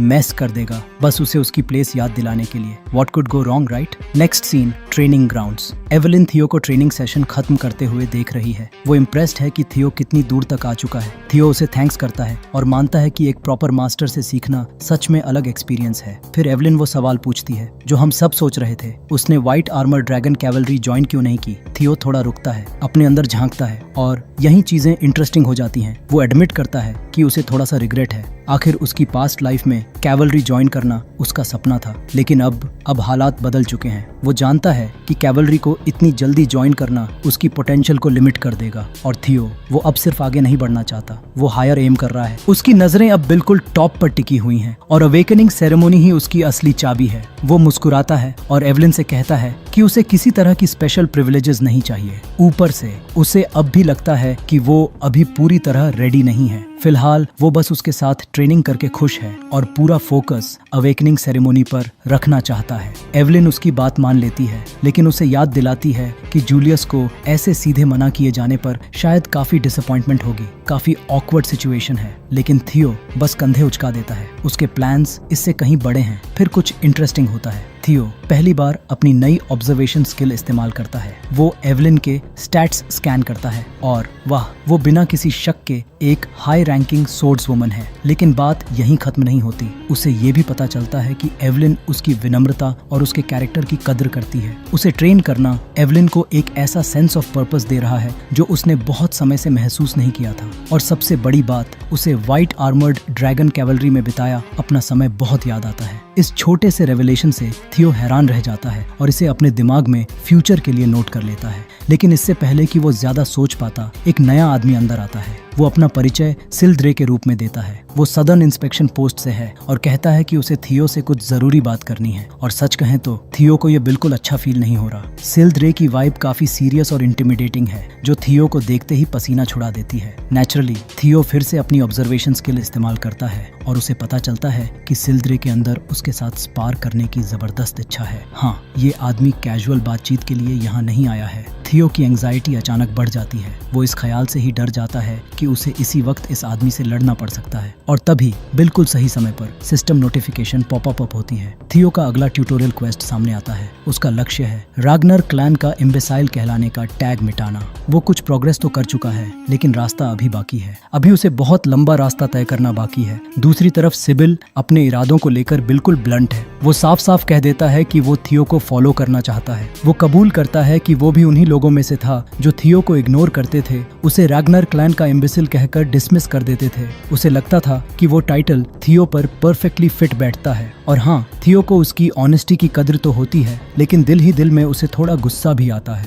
आखिर सिबिल प्रैक्टिकली उसके सामने ही उसकी बुराई कर रहा है, वो भी बिना ये समझे कि वो क्या बोल रहा है। लेकिन सिबिल का दिल तब बदला जब उसने कुछ ऐसा देखा जिसने उसे हिला कर रख दिया। थियो की इनसेन डेडिकेशन। हर सुबह यंग मास्टर किसी और से ज्यादा मेहनत से ट्रेनिंग कर रहा होता था और फिर रिजल्ट्स। सिबिल लिटरली थ्रिल्ड हो गया था जब उसने थियो को उस फ्रॉड रेंडन को उस एपिक फाइट में गिराते हुए देखा। वो अब भी वो पल नहीं भूल पाया था जब रेंडन का सिर हवा में उड़ता हुआ दिखा था और फिर उसने अपनी आंखों से देखा डीमन ड्रैगन जूलियस रैग्नार खुद थियो को white armoured dragon cavalry join करने का इन्विटेशन दे रहा है। उसी पल से थियो सिबिल का आइडल बन गया। सिबिल बताता है कि वो खुद से लगभग हार चुका था। उसे हमेशा सदर्न इंस्पेक्शन ऑफिस का इडियट कहा जाता था, लेकिन थियो के राइज ने उसे बदल दिया। अब वो बस एक ही चीज चाहता था, अपने हीरो से सोर्ड क्लैश करने का एक मौका, उस इंसान से जिसने उसे दोबारा उम्मीद दी। थियो इस यंग मैन की स्ट्रेट फॉरवर्डनेस से हैरान रह जाता है। नॉर्मली वो किसी के इंटेंशंस पर शक करता, लेकिन अपनी ऑब्जर्वेशन स्किल की वजह से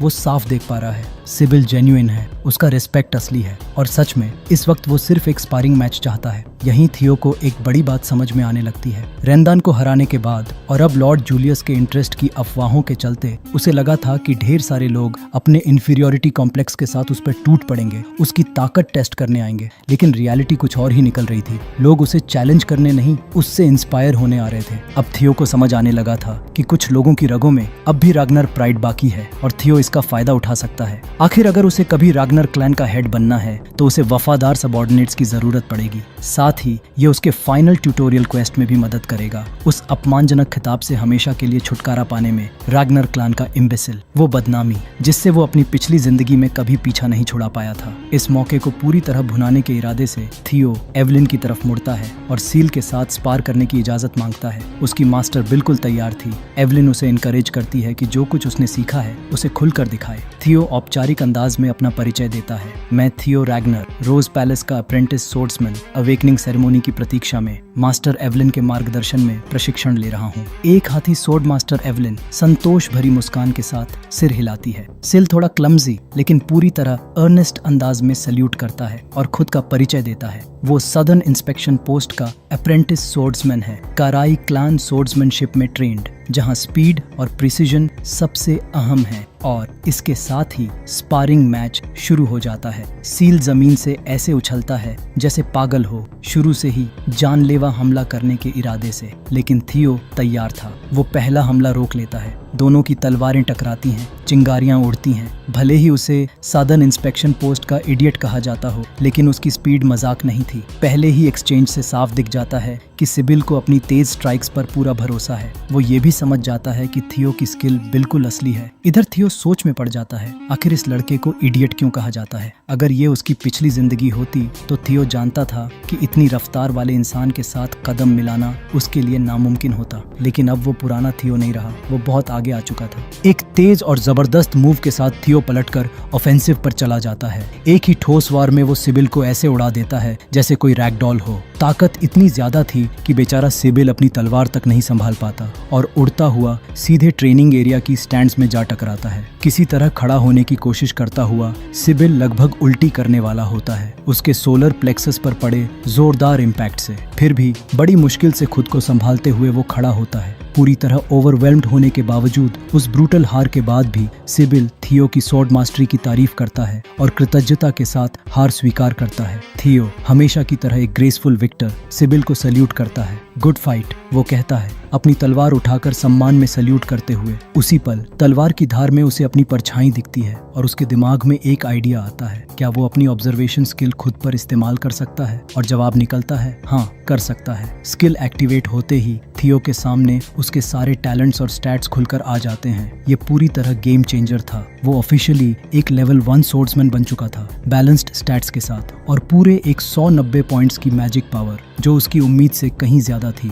उसे एहसास होता है कि अब जब उसके टैलेंट्स पूरी तरह विजिबल हैं तो वो क्वेस्ट्स के जरिए और भी अनलॉक कर सकता है। उसके पास अभी 4 और लॉक्ड स्लॉट्स बचे हैं। खुद पर ऑब्जर्वेशन स्किल इस्तेमाल करने के बाद थियो काफी पंप्ड महसूस करता है। अब वो जब चाहे अपने स्टैट्स चेक कर सकता है और सच कहें तो उसके पास जबरदस्त मैजिक पावर है, अपनी पिछली जिंदगी की मैजिक और उसकी छाती में धड़कते ड्रैगन हार्ट की वजह से। लेकिन एक स्टैट ऐसा था जिसने उसे सच में चिढ़ा दिया, लक, सीधा -49 पॉइंट्स। थियो सोचने लगता है, क्या मैं किसी कर्ज के साथ पैदा हुआ हूँ? कहीं उसकी पिछली जिंदगी की सारी बदकिस्मती इसी बेहिसाब लो लक स्टैट की वजह से तो नहीं थी, या शायद यही सब कुछ की जड़ थी। उसे एक बात पूरी तरह साफ पता थी, इसे जल्दी ठीक करना होगा। लेकिन थियो स्पारिंग सेशन में सील के साथ और अपने स्टैट्स चेक करने में इतना ज्यादा ध्यान लगाए हुए था कि उसे एहसास ही नहीं हुआ कि कब अरीना के चारों तरफ युवा तलवारबाज इकट्ठा होने लगे। लगभग उन्होंने एक घेरा बना लिया था और सबकी निगाहें उसी पर टिकी हुई थीं, मगर उनकी मंशा अभी साफ नहीं थी। थियो को लगा कि रेंडोन का सिर काटने और कमांडर जूलियस रगनर का सम्मान पाने के बाद इतना ध्यान मिलना तो स्वाभाविक है। रगनर के स्ट्रॉन्ग सर्वाइव वाले नियम में लोग या तो तुमसे जलते हैं या फिर तुम्हारी प्रशंसा करते हैं। लेकिन एवलिन सब कुछ साफ देख पा रही थी। ये लोग राइवल ग्रुप से नहीं थे, ये थियो को चुनौती देने नहीं आए थे, ये उसकी तारीफ करने आए थे। उनकी आंखों में साफ दिख रहा था, उन्होंने अफवाहें सुनी थीं और अब अपनी आंखों से सच देख रहे थे। थियो सच में असली दमदार योद्धा था, वे उससे प्रभावित थे। कुछ तो खुद को सिबिल की जगह रखकर सोच रहे थे कि क्या वे थियो के सामने एक पल भी टिक पाते। यही सोच उन्हें यंग मास्टर के सामने अपनी काबिलियत आजमाने के लिए बेचैन कर रही थी। इन्हीं में से एक युवा तलवारबाज था, योड नान। थियो ने भीड़ को स्कैन किया और उस पर नजर पड़ी, जिससे वह लड़का तुरंत चौंक गया। बिना किसी हिचक के थियो ने उसे स्पारिंग के लिए आगे बुलाया। योडी थोड़ा हैरान हुआ, फिर आगे बढ़ा और सल्यूट किया। उसने अपना परिचय दिया। वह काउंट नैन का तीसरा बेटा था और डबल असेंशन सोर्ड्समैनशिप में माहिर था। थियो ने भी सल्यूट लौटाया, एक अच्छी लड़ाई के लिए तैयार। इसके बाद दोनों सीधे लड़ाई में कूद पड़े। हर बार तलवारें टकराने के साथ थियो की सोर्ड्समैनशिप और निखरती चली गई। योडी कोई हल्का खिलाड़ी नहीं था, वह तेज था, चालाक था और उसने एक ऐसा वार भी कर दिया जिसे रोकना नामुमकिन सा लग रहा था। लेकिन ठीक उसी पल थियो के भीतर कुछ बदल गया। समय जैसे थम सा जाता है। थियो अपनी पकड़ को थोड़ा सा बदलता है और बिल्कुल सटीक प्रिसीजन के साथ वार को रोक लेता है। योड की तलवार उसके हाथ से उड़कर दूर जा गिरती है। यह थियो की निर्णायक जीत होती है। योडी अपनी हार स्वीकार करता है, लेकिन उससे भी ज्यादा अहम बात यह है कि वह थियो को अपना जीवन भर का सम्मान दे देता है और यहीं से कहानी दिलचस्प मोड़ लेती है। योड की स्वीकृति मिलते ही थियो का लक स्टैट बढ़ जाता है। थियो सन्न रह जाता है। क्या सच में उसकी किस्मत उसकी रेप्यूटेशन से जुड़ी हुई है? अगर ऐसा है तो उसे अपनी बदकिस्मती ठीक करने का तरीका मिल गया है। उसे बस जीतते रहना है। सीधे शब्दों में कहें तो लड़ते हुए अपनी किस्मत बनानी है। अगला आता है बैट रोमीरो, और सच कहें तो यह एक आसान जीत होती है एक, और जीत और थियो का लक फिर एक पॉइंट बढ़ जाता है। फिर एरिक मोरैन थोड़ी टक्कर देता है, लेकिन थियो की रफ्तार रोकने के लिए काफी नहीं। उसके बाद मानफरनर्ड, फिर मैनुएल नोआर, इन दोनों के पास तो कोई मौका ही नहीं होता। यहाँ तक कि दबंग सा दिखने वाला वॉइड प्रैंक भी 1 मिनट से कम समय में बुरी तरह हार जाता है। अब थियो पूरी तरह आग में है। वह स्पारिंग की इस बाढ़ में पूरी तरह डूब चुका है। उसकी विनिंग स्ट्रीक कमाल की हो चुकी है। एक एक करके युवा तलवारबाज गिरते जा रहे हैं। डैनियल रीमन भी बस सूची में जुड़ने वाला एक और नाम बन जाता है। थकान धीरे धीरे महसूस होने लगती है। फिर भी थियो और चाहता है वह अगले चैलेंजर को बुलाता है, लेकिन कोई आगे नहीं आता। साफ है उसने पूरे अरीना पर दबदबा बना लिया है। लेकिन जब थियो अपने क्वेस्ट की प्रोग्रेस चेक करता है, रैग्नर्स इम्बेसिल का खिताब हटाने के लिए तो सिर्फ 1% सुधार दिखता है। सिर्फ 1% थियो झुंझला जाता है। उसे समझ आ जाता है कि यहाँ मौजूद लोग तो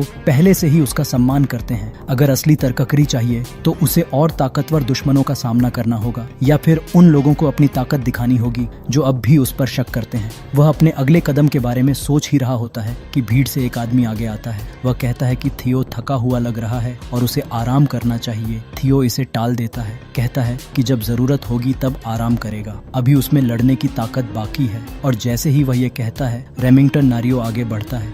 हाँ, वही Remington 4 hounds of the north में से एक।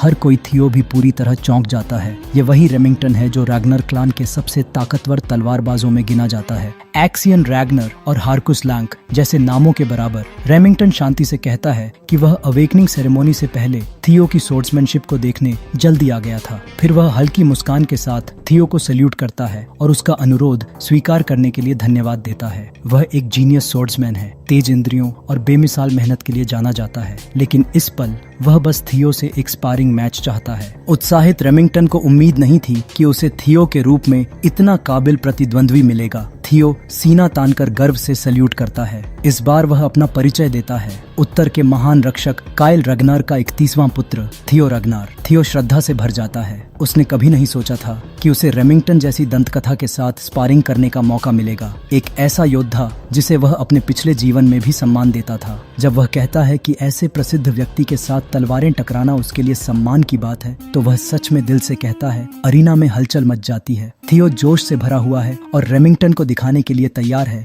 कि वह कितनी दूर तक आ चुका है। दोनों योद्धा एक दूसरे की आंखों में देखते हैं और तनाव साफ महसूस किया जा सकता है। रेमिंगटन, जिसे सिल्वर लायन कहा जाता है, अपना ऑरा छोड़ता है। वह डरावना है। एक पल के लिए थियो सोचता है कि क्या वह वाकई इतने ताकतवर व्यक्ति को हरा पाएगा, लेकिन अब पीछे हटने का कोई रास्ता नहीं। फिर मुकाबला शुरू होता है। दोनों आगे बढ़ते हैं। उनकी तलवारें ऐसी जोर से टकराती हैं कि अरीना में चिंगारियां उड़ने लगती हैं। हर टक्कर इतनी शक्तिशाली होती है कि मंच तक हिल जाता है। थियो की आंखें पूरी तरह केंद्रित हैं, जबकि चारों ओर स्टील के टुकड़े बिखर रहे हैं। रेमिंगटन मुस्कुरा रहा है। वह इस भीषण द्वंद्व के हर पल का आनंद ले रहा है। लेकिन तभी कुछ होता है। लगातार और निर्दयी वारों के बाद अचानक एक तलवार जवाब दे देती है। ब्लेड चकनाचूर हो जाती है। अरीना में मौत जैसी खामोशी छा जाती है। टूटे हुए ब्लेड के जमीन पर गिरने की खनखनाहट ही एकमात्र आवाज होती है। थियो की तलवार थी। एक ही शक्तिशाली टक्कर में रेमिंगटन ने थियो की तलवार को बीच से काट दिया था। उसकी तलवार थियो की गर्दन से बस कुछ इंच दूर रुकती है। नतीजा साफ है। थियो हार चुका है। भीड़ स्तब्ध है। थियो पूरे दिन छाया रहा था, लेकिन चाहे वह कितना भी सुधर गया हो, 4 हाउंड्स में से एक से भिड़ना बिल्कुल अलग स्तर की बात है। सिबिल, हाँ वही, विश्वास नहीं कर पाता। वह मानने से इनकार कर देता है कि उसका आइडल इतनी जल्दी हार सकता है, मगर उसे भी हकीकत स्वीकार करनी पड़ती है। रेमिंगटन बिल्कुल अलग ही स्तर पर है। और तभी जब सब लोग ड्यूएल खत्म मान चुके होते हैं, रेमिंगटन कुछ अप्रत्याशित करता है। वह घोषणा करता है कि यह ड्यूएल असल में उसकी हार है। भीड़ सन्न रह जाती है। रेमिंगटन बेहतरीन अंदाज में थियो को सल्यूट करता है, स्पारिंग के लिए धन्यवाद देता है और समझाता है कि थियो की तलवार पहले की लगातार लड़ाइयों से पहले ही घिस चुकी थी। ऊपर से थियो थका हुआ भी था। रेमिंगटन कहता है कि अगर दोनों पूरी ताकत में होते और परिस्थितियां आदर्श होती तो नतीजा बिल्कुल अलग हो सकता था। लेकिन थियो हमेशा व्यावहारिक, साफ कहता है कि युद्ध भूमि में कोई ऐसी रियायतें नहीं देता। जैसे ही उसकी तलवार टूटी, उसने हार स्वीकार कर ली। वह बस मुस्कुराते हुए सिर हिलाता है, समझ के साथ, और उसी पल कुछ गहरा घटित होता है। उन दोनों के बीच म्यूचुअल रिस्पेक्ट जन्म ले लेता है। व्हाइट लायन और कभी का फॉर्मर इम्बेसिल एक दूसरे से हाथ मिलाते हैं। अरीना में खड़ी भीड़ अवाक रह जाती है। उत्तर के 4 हाउंड्स में से एक ने सबके सामने थियो को स्वीकार कर लिया था। यह सिर्फ एक स्पारिंग मैच नहीं था, यह थियो के लिए एक गेम चेंजर था। उसकी क्वेस्ट प्रोग्रेस सीधे 35% तक पहुंच जाती है। उसका लक स्टैट पूरे 10 पॉइंट्स बढ़ जाता है और उसकी रेपुटेशन आसमान छूने लगती है। अरीना में मौजूद युवा सोर्ड्समैन जो अब तक उस पर शक कर रहे थे, अब समझने लगे हैं थियो अलग बना है। वह बिल्ट डिफरेंट है। किनारे खड़ी एवलिन राहत की एक लंबी सांस लेती है। इससे बेहतर सब कुछ हो ही नहीं सकता था। अब थियो को सही मायने में एहसास होता है कि 4 हाउंड्स कितने जबरदस्त हैं। इस ड्यूअल ने उसे सच्ची ताकत का स्वाद चखा दिया। रेमिंगटन के साथ तलवार टकराते ही उसने महसूस किया, हाँ वह मजबूत हुआ है, लेकिन रास्ता अभी बहुत लंबा है। अफसोस बस इतना है कि उसकी थकी हुई हालत की वजह से ड्यूअल जल्दी खत्म हो गया। मगर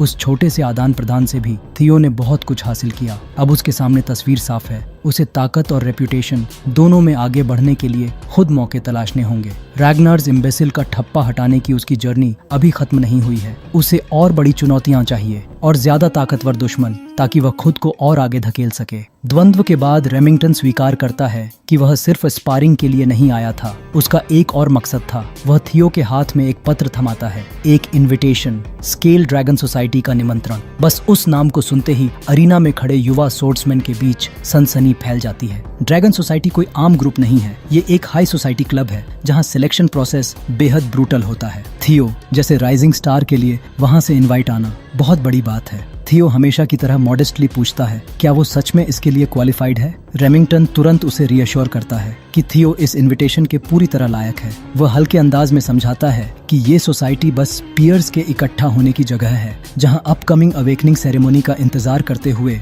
लोग सोशलाइज करते हैं। कुछ भी ज्यादा सीरियस नहीं, कम से कम रेमिंगटन तो यही कहता है। लेकिन थियो पूरी तरह श्योर नहीं है। उसे शक है कि रेमिंगटन के वर्ड्स के पीछे कोई अल्टीरियर मोटिव हो सकता है, क्योंकि थियो जानता है स्केल ड्रैगन सोसाइटी का केंद्र कोई और नहीं बल्कि उसका सौतेला भाई एक्सियन है। असल में ये स्नेक्स का घोंसला है, जहाँ ज्यादातर लोग थियो को कंटेम्प्ट और रिडिक्यूल की नजरों से देखते हैं। फिर भी थियो इसे एक परफेक्ट अपॉर्चुनिटी मानता है। इससे न सिर्फ उसकी क्वेस्ट प्रोग्रेस आगे बढ़ सकती है, बल्कि ये चमेलिया पैलेस में एक्सियन पर रिकॉन करने का भी आइडियल चांस है। फायदा ज्यादा है, नुकसान कम। यही सोचकर थियो लेटर ऑफ इनविटेशन स्वीकार कर लेता है। वह रेमिंगटन का धन्यवाद करता है और प्रॉमिस करता है कि वह जरूर पार्टिसिपेट करेगा। सीधे अपने एनिमीज की मांद में कदम रखते हुए रेमिंगटन खुश हो जाता है। एक और राइजिंग स्टार को रिक्रूट करने की खुशी में वह थियो से हाथ मिलाता है और कहता है कि जरूरत पड़ी तो वह हर तरह से मदद करेगा। मीटिंग 2 हफ्ते बाद है, मतलब थियो के पास प्लान बनाने और तैयारी करने के लिए बस इनफ टाइम है। रेमिंगटन के जाते ही एवलिन हमेशा की तरह काम एक ड्रैग लेती है और थियो को देखती है।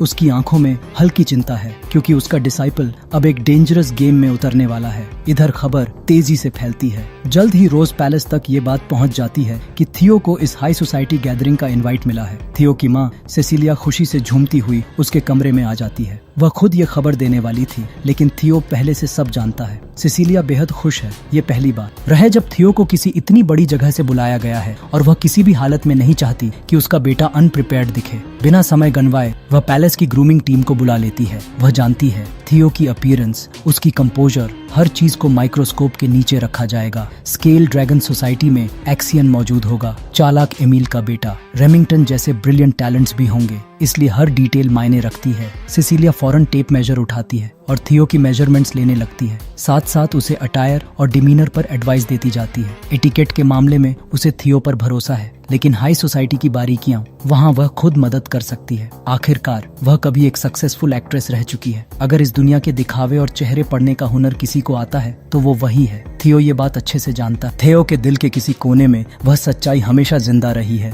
उसकी माँ सेसिलिया अपने भीतर एक बोझ लेकर जीती आई है। एक कॉमनर कॉन्क्यूबाइन होने के नाते एक इलेजिटिमेट चाइल्ड को जन्म देने का बोझ, ये उसकी गलती नहीं थी। लेकिन रैग्नर क्लान जैसी निर्दयी जगह में, जहाँ सिर्फ स्ट्रेंथ मायने रखती है, थियो समझ सकता है कि उसके लिए यह सब कितना मुश्किल रहा होगा। पिछली जिंदगी में सेसिलिया ने थियो को पाला, उसकी वीक रेप्यूटेशन की परछाई में रहते हुए। लेकिन इस बार सब कुछ अलग है। बाहर से सेसिलिया मुस्कुरा रही है, खुश है, एक्साइटेड है, लेकिन थियो जानता है वह बस एक माँ है जो अपने बेटे की सेफ्टी को लेकर परेशान है। वह थियो को कसकर गले लगा लेती है, उसे भरोसा दिलाती है कि चाहे कुछ भी हो, वह उस पर पूरा विश्वास करती है कि थियो कुछ भी हासिल कर सकता है। और पहली बार थियो अपने दिल की ठंडक को अपनी माँ की उस गर्माहट भरी एम्ब्रेस में पिघलने देता है। वह भी उसे वापस गले लगाता है, अपने आप से वादा करते हुए कि इस बार वह इतनी मेहनत करेगा कि उसकी माँ को फिर कभी चिंता न करनी पड़े। लेकिन जहाँ सेसिलिया का ध्यान स्केल ड्रैगन सोसाइटी और वहाँ अच्छा इंप्रेशन बनाने पर है, थियो का दिमाग कहीं और ही घूम रहा है। उसके दिमाग में बस एक ही ख्याल है,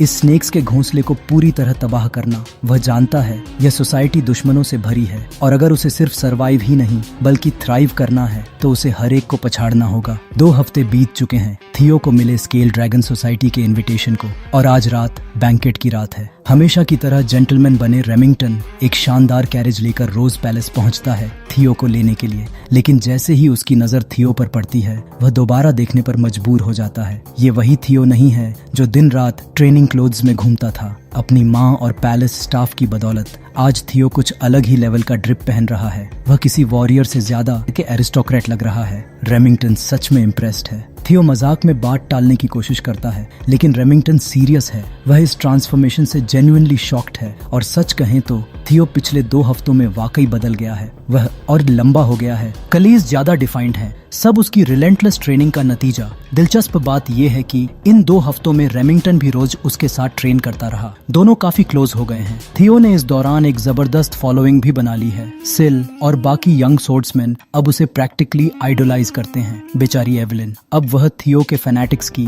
पूरी बटालियन को ट्रेन कर रही है। कुल मिलाकर ये 2 हफ्ते काफी लाइवली रहे हैं, लेकिन अब थियो अपने पहले फॉर्मल बैंकेट की ओर बढ़ बढ़ रहा है। भले ही वह अपने ओवर एंथुजियास्टिक फॉलोअर्स से अभी भी उबर रहा हो, वह रेडी है। रेमिंगटन उसे भरोसा दिलाता है कि नर्वस होने की कोई जरूरत नहीं है, लेकिन जाते जाते वह एक वार्निंग देता है। उसका दोस्त एक्सियन काफी मिस्चिवस हो सकता है। दरअसल थियो को इनविटेशन भी एक्सियन ने ही भेजा था। वह इस नए राइजिंग स्टार से खुद मिलना चाहता था। और यहाँ आता है असली किकर। पूरी बैंकेट असल में थियो के लिए ही ऑर्गेनाइज की गई थी। ये सब कुछ बदल देता है ना? लेकिन बुरे तरीके से नहीं। थियो सच में इसे लेकर एक्साइटेड है। वह पहले से मेंटली तैयार है कि उसे हर तरफ से इंसल्ट किया जाएगा, नीचा दिखाया जाएगा, लेकिन उसे कोई फर्क नहीं पड़ता, क्योंकि यही वो सिचुएशन है जहाँ वह पूरी बाजी पलट सकता है। उधर चमेलिया पैलेस में एक्सियन रैग्नर, जिसे सब डार्क टाइगर के नाम से जानते हैं, महंगी शराब का घूंट लेते हुए बैठा है और बेसब्री से इंतजार कर रहा है कि रैग्नर का वो इम्बिसिल उसका अगला खिलौना बने। उसके लिए ये बैंक्वेट बस एक बड़ा सा मौका है थियो के साथ खेलने का, उसे नीचा दिखाने का। कैरेज शानदार पैलेस के सामने रुकती है। यही है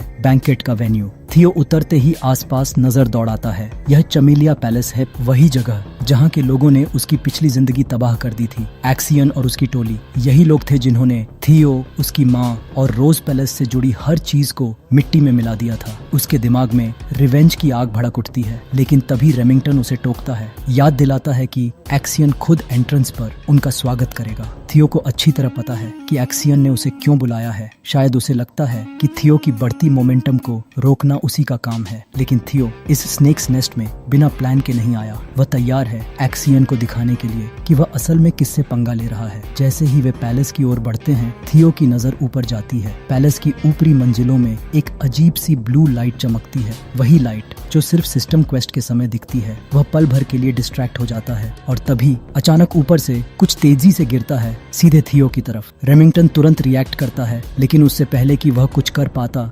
धमाका, सफेद धुएं का बड़ा सा गुबार चारों तरफ फैल जाता है। रेमिंगटन घबराकर थियो को पुकारता है, लेकिन शुक्र है मामला उतना खतरनाक नहीं था जितना दिखा। थियो बिल्कुल ठीक है। असल में ऊपर से सिर्फ आटे की बोरी फेंकी गई थी, एक बचकाना प्रैंक। रेमिंगटन गुस्से से तमतमा उठता है, जबकि थियो झुंझलाया हुआ है। वह मानता है अगर यह सच में हमला होता तो शायद वह बच नहीं पाता, और उससे भी बुरा उसकी माँ ने जो आउटफिट इतनी मेहनत से तैयार की थी वह पूरी तरह बर्बाद हो जाती। इस चाइल्डिश प्रैंक के बाद थियो एक पल को सोच में पड़ जाता है। अगर यह उसकी पिछली जिंदगी होती तो शायद वह शक करता कि रेमिंगटन भी इस मजाक में शामिल है, लेकिन इस बार साफ है रेमिंगटन भी उतना ही गुस्से में और उतना ही कंफ्यूज्ड है। व्हाइट लायन तो मारपीट पर उतर आने को तैयार था, इतना बुरा लगा था उसे ये स्वागत। और थियो, उसने मन ही मन सोचा शायद यही बेस्ट है, क्योंकि पैलेस के अंदर से जो नोबल इडियट्स ये सब देख रहे थे उनके लिए यह बस शुरुआत थी। भीड़ में हलचल मच ही रही होती है कि तभी एक जानी पहचानी आवाज सबको चीरती हुई सुनाई देती है। कोई और नहीं,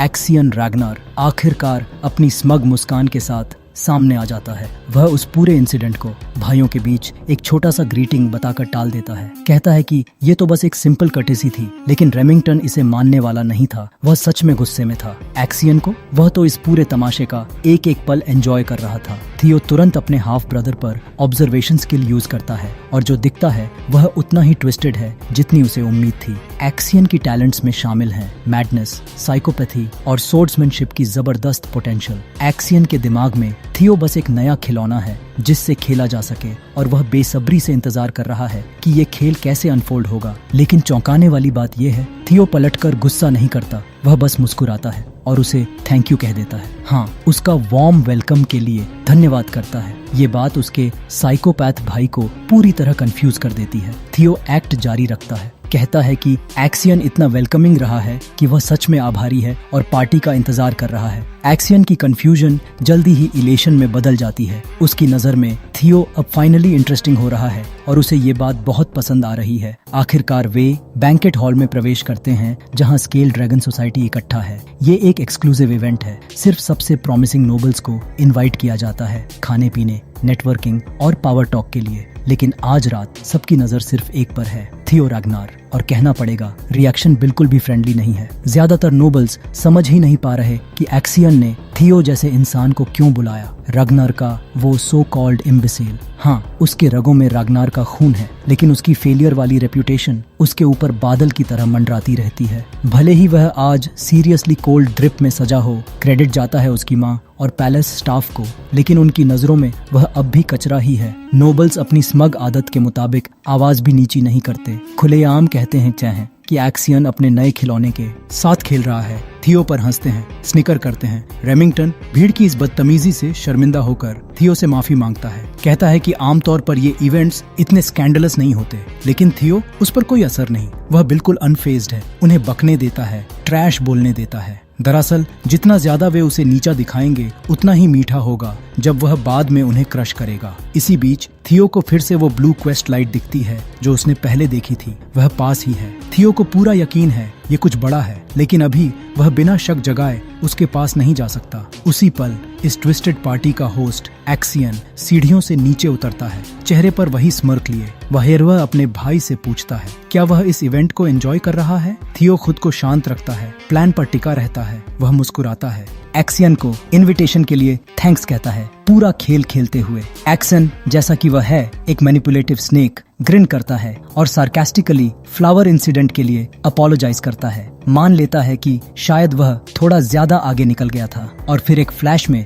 वह थियो के बिल्कुल सामने होता है। आंख झपकते ही डिस्टेंस क्लोज कर देता है। वह थियो के कंधों को कसकर पकड़ लेता है, सबके सामने एक पूरा शो बनाते हुए, और मांग करता है कि थियो पूरे हॉल के सामने उसकी अपॉलॉजी एक्सेप्ट करे। रेमिंगटन इंटरवीन करना चाहता है, लेकिन उससे पहले थियो खुद आगे बढ़ता है। वह शांति से कहता है कि एक्सियन को अपॉलोजाइज करने की कोई जरूरत ही नहीं है। एक्सियन के ही वर्ड्स इस्तेमाल करते हुए थियो इसे बिटवीन ब्रदर्स एक सिंपल ग्रीटिंग बता देता है। वह साइको कुछ पल के लिए वर्ड्स खो देता है। थियो की कंपोजर अडिग है, बहुत ज्यादा काम, बहुत ज्यादा कलेक्टेड। एक्सियन के माइंड गेम्स उस पर काम ही नहीं करते। एक छोटे से पॉज के बाद एक्सियन हंसता है और थियो की पीठ थपथपाता है जैसे कोई प्राउड ओल्डर ब्रदर हो। वह ऑनेस्टली इम्प्रेस्ड है। थियो बचपन के मुकाबले काफी बदल चुका है और अब मजेदार भी लगने लगा है। इसे देख रहे नोबल्स पूरा मजा ले रहे हैं। वे मॉकिंगली थियो को एक्सियन का लैप डॉग कहते हैं और फुसफुसाकर उसकी इलेजिटिमेट लिनिएज पर बातें करते हैं।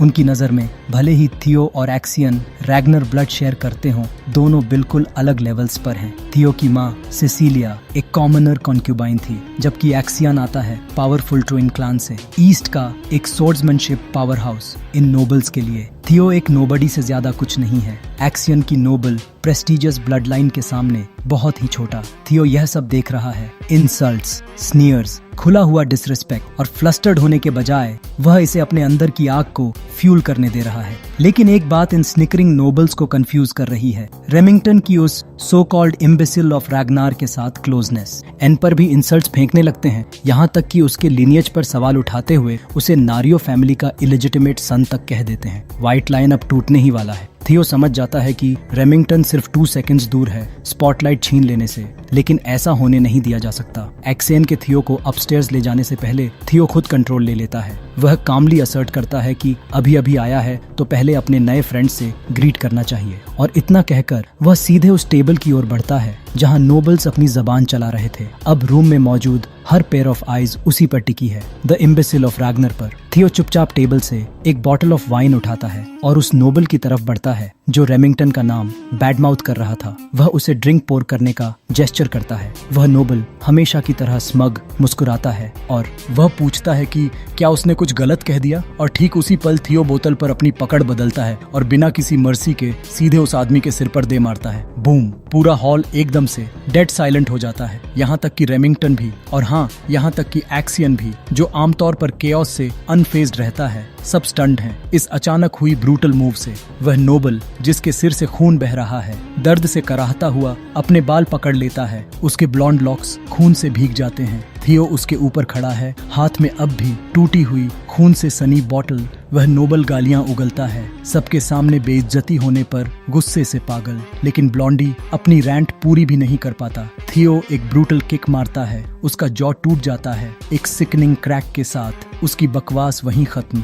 थियो का प्लान आधिकारिक तौर पर शुरू हो चुका है। उसकी आंखें ठंडी हो जाती हैं, लगभग क्रेजी। वह कामली समझाता है कि वह तो बस ब्लॉन्डी को एक छोटा सा ग्रीटिंग दे रहा था, लेकिन बदले में इतना हर्टफुल रिस्पॉन्स मिला। बाकी नोबल्स जम गए हैं, न हिल पा रहे हैं, न समझ पा रहे हैं कि हो क्या रहा है। इसी बीच थियो का क्वेस्ट प्रोग्रेस चुपचाप 43% तक बढ़ जाता है। रेमिंगटन यह सब देखते हुए सोचने पर मजबूर हो जाता है, क्या थियो यह सब उसके लिए कर रहा है? आखिर उसने पिछले 2 हफ्ते थियो के साथ ट्रेनिंग की है और वह जानता है कि थियो कोई हॉट हेडेड थग नहीं है। लेकिन अब जब ब्लॉन्डी पैलेस फ्लोर पर खून बहा रहा है, थियो कहता है कि यह बस उसका वेलकम करने का तरीका है। थियो नोबल के आर्म पर पैर रखकर उसे जमीन से चिपका देता है। धीरे धीरे प्रेशर बढ़ाता हुआ हॉल में टेंशन और गहरी हो जाती है। वह झुकता है, उसकी आवाज deadly calm. Since I sent my hellos, I guess it's time for goodbyes now blondie. Blondie अब डेस्परेट चिल्लाने लगता है कि थियो रुक जाए,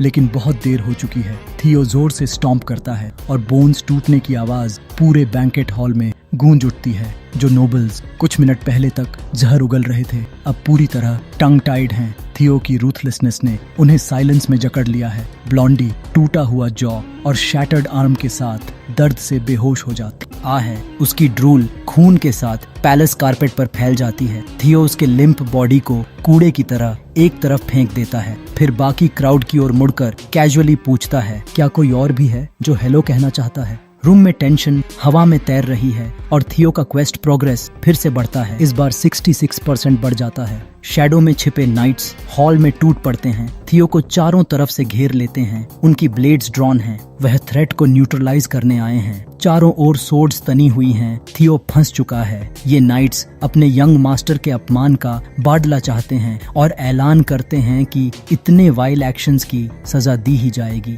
डेथ। मगर थियो मुस्कुरा देता है, यही तो वो चाहता था। उसका प्लान बिल्कुल परफेक्टली काम कर रहा था। वो कैजुअली नाइट से पूछता है कि उनका यंग मास्टर कौन है। वो गर्व से जवाब देते हैं, लान हनावी, हनावी क्लैन का थर्ड यंग मास्टर। थियो अपने आप ही हल्का सा चकल करता है। हनावी क्लैन 6 स्नो क्लैन्स में से एक जो रागनर को सपोर्ट करते हैं। सब कुछ धीरे धीरे क्लियर हो रहा था। थियो को पहले से पता था कि इन स्पॉइल्ड नोबल्स के बॉडीगार्ड्स चुपचाप खड़े नहीं रहेंगे। वो हमेशा से रागनर के एम्बेसिल को नीचे देखने वाले लोग थे, बस किसी एक्सक्यूज का इंतजार करते थे। लेकिन अब थियो ने उन्हें एग्जैक्टली वहीं फंसा लिया था जहां वो चाहता था। गर्व से भरी आवाज में थियो नाइट से पूछता है, तो प्रॉब्लम क्या है अगर मैंने तुम्हारे यंग मास्टर को थोड़ा रफ कर दिया? नाइट सेल्फ राइचस फ्यूरी में उसकी डेथ डिमांड करते हैं, लेकिन थियो बिल्कुल भी नहीं डगमगाता। वो आगे झुकता है, आंखों में एक खतरनाक चमक के साथ कोल्डली पूछता है, रैगनर के बैनरमैन क्लान्स के कुत्तों में इतनी हिम्मत है कि वो रैगनर की डायरेक्ट ब्लड लाइन की लाइफ को थ्रेटन करें? और फिर वो बॉम्ब गिराता है। काइल रैगनर, उसका फादर, डिसरिस्पेक्ट टॉलरेट करने के लिए बिल्कुल फेमस नहीं है। ये सुनते ही नाइट्स के चेहरे बदल जाते हैं। उन्हें सिचुएशन की सीरियसनेस समझ में आ जाती है। अपने मास्टर को डिफेंड करना एक बात थी, लेकिन काइल रैगनर की ब्लड लाइन को थ्रेटन करना, ये तो सीधे डेथ सेंटेंस था। जो नाइट्स कुछ पल पहले कॉन्फिडेंट थे, अब उनके हाथों से सोर्ड्स ढीली पड़ने लगती हैं। यंग मास्टर की ह्यूमिलिएशन का गुस्सा अब प्योर फियर में बदल चुका था। वो फियर जो सिर्फ रैगनर क्लेन पैदा कर सकता था। थियो अब वो इम्बिसील नहीं था जिसका सालों से मजाक उड़ाया गया था। उसके चारों तरफ जो ऑप्रेसिव ऑरा फैल रहा था वो सफोकेटिंग था। एक साफ रिमाइंडर कि रैगनर की डायरेक्ट ब्लड लाइन अनटचेबल होती है। ये नाइट्स किसी रैंडम इंसान से डील नहीं कर रहे थे। वो ड्रैगन के ब्लड के सामने खड़े थे और ड्रैगन के ब्लड पर डेथ डिक्लेयर करना पूरे स्नो क्लैन की डिस्ट्रक्शन बन सकता था। रैगनर कोई नॉर्मल लॉर्ड नहीं था, वो नॉर्थ का रूलर, स्नो क्लैंस पर राज करने वाला। उसकी ब्लड लाइन को थ्रेटन करना होती सीधी मौत। लंबे समय से लोग भूल चुके थे कि थियो भी ये प्रोटेक्शन और प्रेस्टीज कैरी करता है, क्योंकि वो हमेशा यूजलेस डिसेंडेंट समझा गया। लेकिन अब वो सब खत्म हो चुका था। नाइट्स को अपनी कलोसल मिस्टेक का एहसास हो गया। उन्हें अपॉलॉजी देनी थी और फास्ट, लेकिन बहुत देर हो चुकी थी। थियो पहले ही एक साइलेंट किल ऑर्डर दे चुका था किसी अनसीन प्रेजेंस को जो पास ही शैडोज में लर्क कर रही थी, कि तभी ब्लेड की एक स्विफ्ट ग्लिंट ने पूरे रूम को एक स्प्लिट सेकंड के लिए अंधा कर दिया और अगली ही पल 7 हेड्स हवा में उड़ते दिखे। नाइट्स का ब्लड पैलेस फ्लोर पर बिखर गया। पूरा हॉल शॉक में जम चुका था और थियो वो बिल्कुल काम खड़ा था, स्टॉर्म की आई की तरह, जब उसके दुश्मनों का ब्लड उसके चारों तरफ स्वर्ल कर रहा था। इस स्लॉटर की जिम्मेदार mysterious figure gracefully blood soaked carpet पर लैंड करती है। वो कोई और नहीं, उसकी मास्टर एवलिन थी। जो नोबल्स कुछ देर पहले केयरफ्री थे, अब उनके सिर पर लूमिंग थ्रेट मंडरा रहा था। उन्हें जरा भी अंदाजा नहीं था कि चीजें यहाँ तक एस्केलेट हो जाएंगी। थियो का क्वेस्ट प्रोग्रेस सीधे 70% पर जंप कर गया। यहाँ तक कि एक्सियन, जिसने इस ट्विस्टेड बैंकेट को ऑर्केस्ट्रेट किया था, वो भी बस देखता रह गया जब उसकी केयरफुली लेड प्लान्स एक एक करके क्रम्बल हो गईं। अब ये कोई गेम नहीं रहा था, ये बैंकेट थियो की डोमिनेंस का शोकेस बन चुका था। एवलिन अपने डिसाइपल की तरफ मुड़ती है और ऑलमोस्ट कैजुअली पूछती है कि उसे कब रियलाइज हुआ कि वो उसे टेल कर रही थी।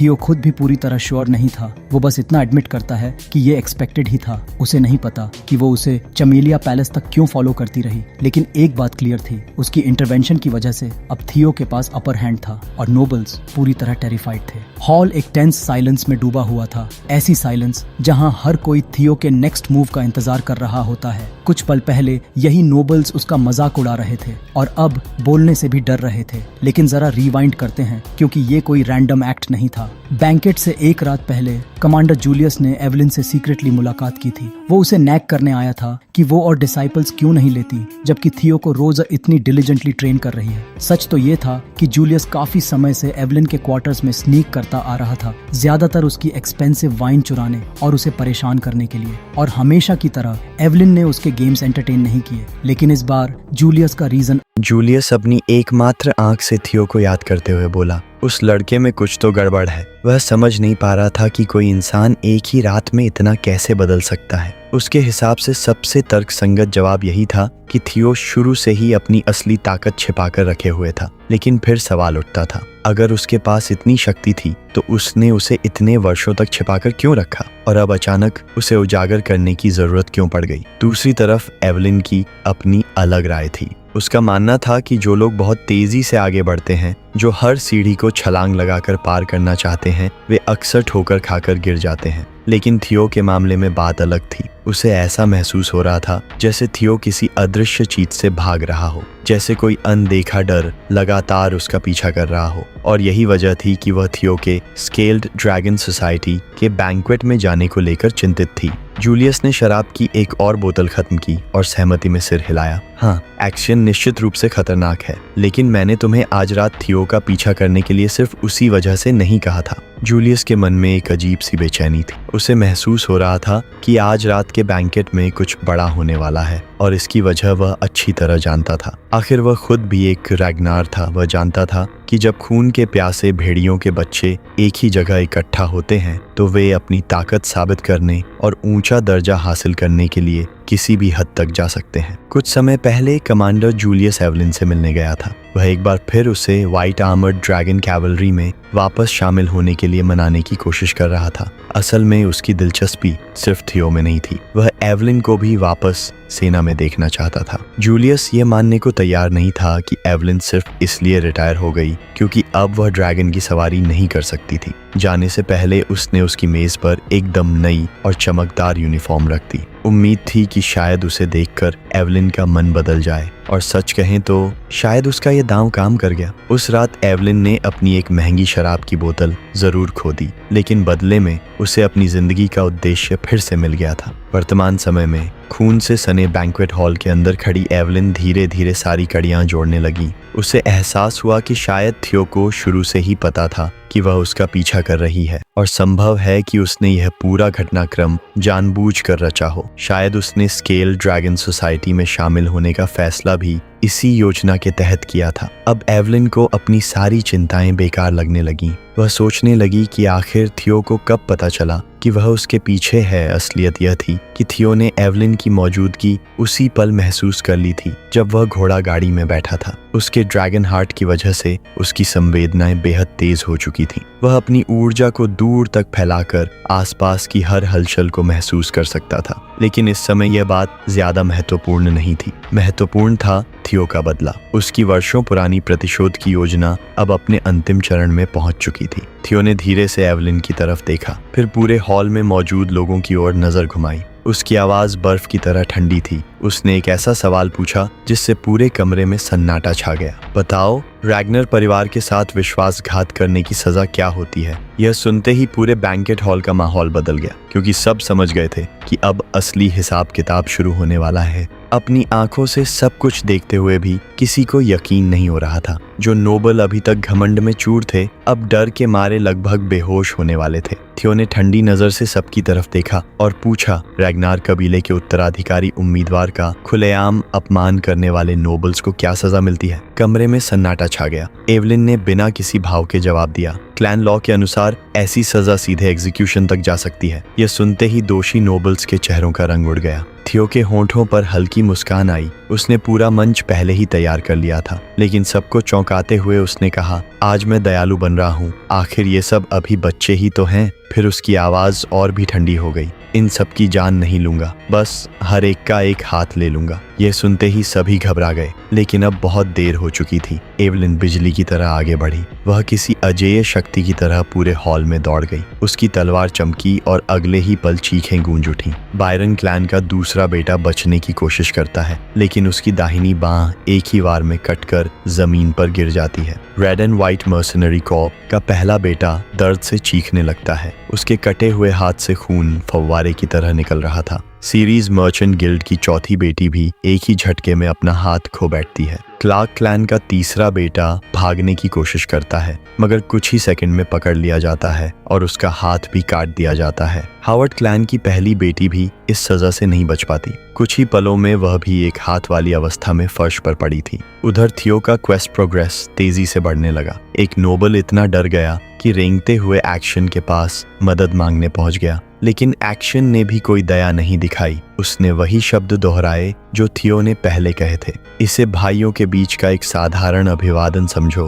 बेचारा नोबल अभी कुछ समझ पाता, उससे पहले उसके बगल में स्टील की चमक दिखाई दी। अगले ही पल उसकी बांह भी कटकर दूर जा गिरी। उसका खून लगभग एक्शन के कपड़ों पर छिटकने वाला था। पेरांग फैमिली का पहला बेटा दर्द से जमीन पर तड़पने लगा। हैरानी की बात यह थी कि एक्शन बस चुपचाप सब देख रहा था। फिर उसकी और एवलिन की नजरें मिली। एक खामोश समझदारी दोनों के बीच गुजर गई। पुराना शिष्य और पुरानी गुरु एक दूसरे को पहचान चुके थे। यहाँ तक कि एक्शन ने भी उम्मीद नहीं की थी कि वह अपनी पुरानी प्रशिक्षक को इस रूप में देखेगा। एवलिन ने अपनी खून से सनी तलवार के साथ उसे सलामी दी। तब एक्शन को आखिर समझ आया, यह दावत अब उसके बारे में नहीं रही। यह पूरी तरह थियो की शक्ति और प्रभुत्व का प्रदर्शन बन चुकी थी। एवलिन ने केवल उन्हीं लोगों को निशाना बनाया था जिन्होंने रैग्नर ब्लडलाइन का अपमान किया था। इसलिए उत्तराधिकारी होने के बावजूद एक्शन के पास इसे रोकने का कोई अधिकार नहीं था। थियो का बदला पूरी तरह सफल हो रहा था। कुछ ही मिनटों के अंदर एवलिन ने 14 नोबल्स की दाहिनी बाहें काट दी।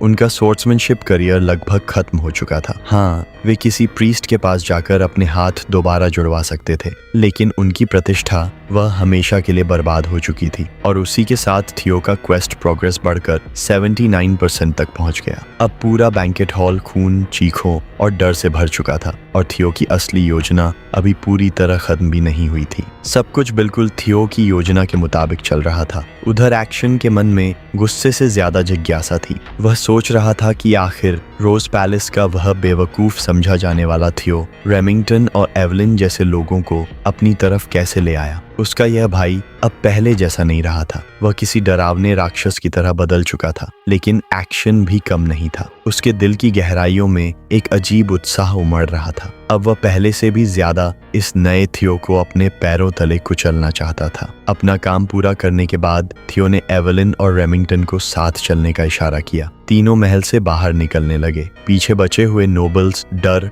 और खौफ से उसे घूर रहे थे, लेकिन बाहर निकलने से पहले थियो और एक्शन की नजरें एक बार फिर टकराईं। भाई बनाम भाई, उत्तराधिकारी बनाम उत्तराधिकारी, दोनों में से किसी ने एक शब्द भी नहीं कहा। फिर भी उनके बीच का तनाव हवा में साफ महसूस किया जा सकता था। थियो कुछ सेकंड के लिए रुका। उसने एक्शन की बांह पकड़ ली और इतनी जोर से दबाया कि उसके महंगे सूट पर सिलवटें पड़ गईं। कुछ पल बाद उसने हाथ छोड़ दिया, फिर चालाक मुस्कान के साथ हाथ हिलाते हुए बोला, आज की इस खूनी दावत में मुझे बहुत मजा आया। यह कहकर वह वहां से चला गया। जैसे ही वह बाहर निकला, सिस्टम की आखिरी सूचना उसके सामने उभरी। रैग्नार परिवार के बेवकूफ कहलाने वाले व्यक्ति की पहचान से छुटकारा पाने वाला ट्यूटोरियल क्वेस्ट आखिरकार पूरा हो चुका था। उधर एक्शन का गुस्सा 7वें आसमान पर पहुंच चुका था। उसकी पूरी योजना उसकी आंखों के सामने बिखर गई थी। वह अपने ही महल से बाहर निकलते हुए जोर जोर से थियो का नाम चिल्लाने लगा।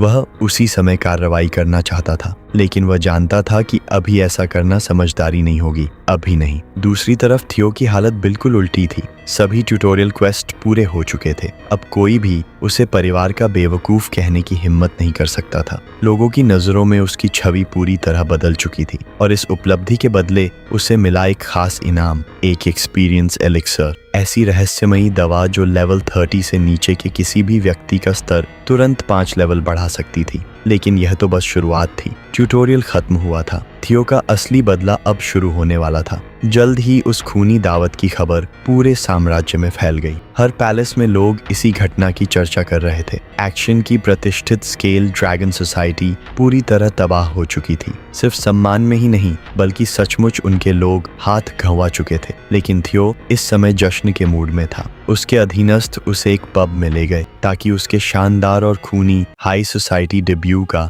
जश्न मनाया जा सके। सब लोग वहां मौजूद थे, यहाँ तक कि एवलिन भी एक ड्रिंक के लिए आ पहुंची। थियो मन ही मन सोच रहा था कि जिन लोगों ने उसे कभी बेवकूफ कहा था वे आज कैसी हालत में होंगे। शायद स्केल ड्रैगन सोसाइटी के सदस्यों को अब अपनी गलती का एहसास हो रहा होगा। उधर चमिया पैलेस में माहौल बेहद तनावपूर्ण था। अमेल रैग्नार, जो एक्शन की माँ थी, सदमे में बैठी थी। उसने जो खबर सुनी थी उस पर उसे यकीन ही नहीं हो रहा था। उसका बेटा एक्शन पूरे आत्मविश्वास के साथ थियो को नीचा दिखाने गया था, लेकिन नतीजा बिल्कुल उल्टा निकला। थियो ने न सिर्फ उसकी योजना बर्बाद कर दी बल्कि पूरे साम्राज्य के सामने अपनी ताकत और प्रभाव का प्रदर्शन भी कर दिया। अमेल रैग्नार जो कुछ हुआ था उसे सुनकर पूरी तरह हैरान थी। उसे विश्वास ही नहीं हो रहा था कि हालात इतने बुरी तरह पलट गए हैं। थियो को रोकने की बजाय उन्होंने खुद ही उसे अपने हर कदम का जायज कारण दे दिया था। इतना ही नहीं, थियो ने एक्शन के सामने ही उन सभी लोगों की बाहें कटवा दी थीं।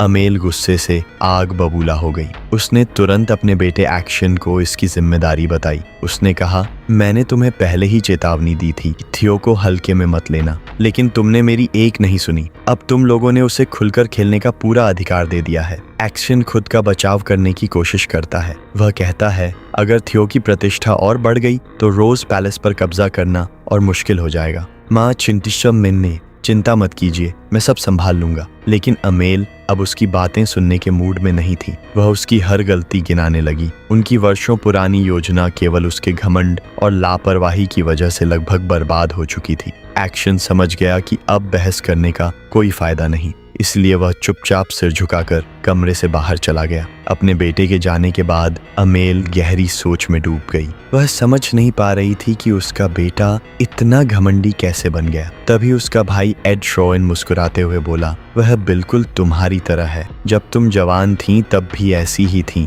लेकिन अमेल को यह मजाक बिल्कुल पसंद नहीं आया। उसका चेहरा और सख्त हो गया। यह देखकर एड ने तुरंत माफी मांगी और माहौल शांत करने की कोशिश की। उसने कहा, शायद यह घटना उतनी खतरनाक नहीं है जितना तुम सोच रही हो। फिर उसने पूरी स्थिति समझानी शुरू की। उसके अनुसार रोज पैलेस भले ही लंबे समय से क्लैन लीडर की मुख्य रुचि से बाहर रहा हो, लेकिन वह अभी भी क्लैन हेड के अधिकार क्षेत्र का हिस्सा था। लोग उसे आवारा और बेकार लोगों का अड्डा मानते थे। फिर भी उसे क्लैन लीडर का समर्थन प्राप्त था, इसलिए उस पर सीधे कब्जा करना आसान नहीं था। इसके बाद एड के चेहरे पर चालाक मुस्कान उभरी। उसने कहा, लेकिन अब हमारे पास एक मौका है। थियो ने दावत में जो कुछ किया है उसी को हम उसके खिलाफ इस्तेमाल करेंगे। अब हमारे पास कानूनी रूप से उसे दबाने का पूरा आधार मौजूद है। यह सुनकर अमेल का गुस्सा थोड़ा शांत होने लगा। धीरे धीरे उसे अपने भाई की योजना समझ आने लगी। वह हमेशा इस बात से डरती थी कि अगर थियो और मजबूत हो गया तो उसकी शक्ति और प्रभाव लगातार बढ़ते रहेंगे। लेकिन अब हालात अलग थे। ईडी की योजना के अनुसार वे थियो की अपनी हरकतों को ही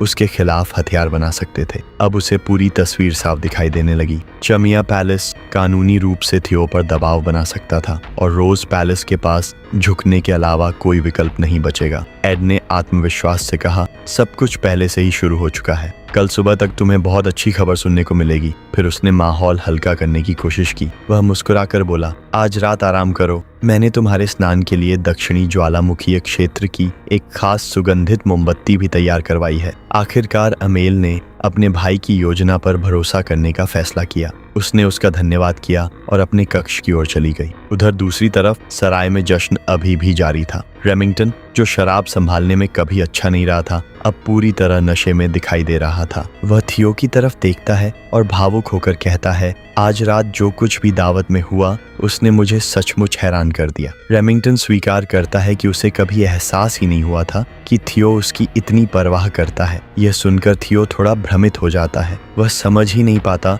कि रेमिंगटन आखिर कहना क्या चाहता है। उसे यह सब थोड़ा मजाकिया भी लग रहा था, क्योंकि केवल संतरे का जूस पीकर कोई इतना भावुक कैसे हो सकता है। लेकिन रेमिंगटन पूरी तरह गंभीर था। उसे याद आता है कि थियो खुद वर्षों तक अपमान और तानों का शिकार रहा था। फिर भी जब उन नोबल्स ने रेमिंगटन का अपमान करना शुरू किया, तब थियो एक पल के लिए भी नहीं रुका। उसने बिना कोई सवाल किए तुरंत उसका साथ दिया। यह सोचकर रेमिंगटन को शर्म महसूस होती है। उसे लगता है कि उसे खुद अपने लिए खड़ा होना चाहिए था, लेकिन वह ऐसा नहीं कर पाया, जबकि थियो ने उसके लिए सबके सामने तलवार तक उठा ली। अब रेमिंगटन थियो को एक बिल्कुल नई नज़र से देखने लगा था। उसे एहसास हुआ कि थियो ने अपने जीवन में कितनी तकलीफें झेली हैं। वह लड़का जिसे सालों तक बेकार, कमजोर और निकम्मा कहा गया, जिसका हर कोई मजाक उड़ाता था, वही लड़का आज सबके खिलाफ खड़ा था। रेमिंगटन की नजरों में थियो केवल कैमिलिया पैलेस से नहीं लड़ रहा था, वह उन सभी लोगों से लड़ रहा था जिन्होंने कभी उसे नीचा दिखाने की कोशिश की थी।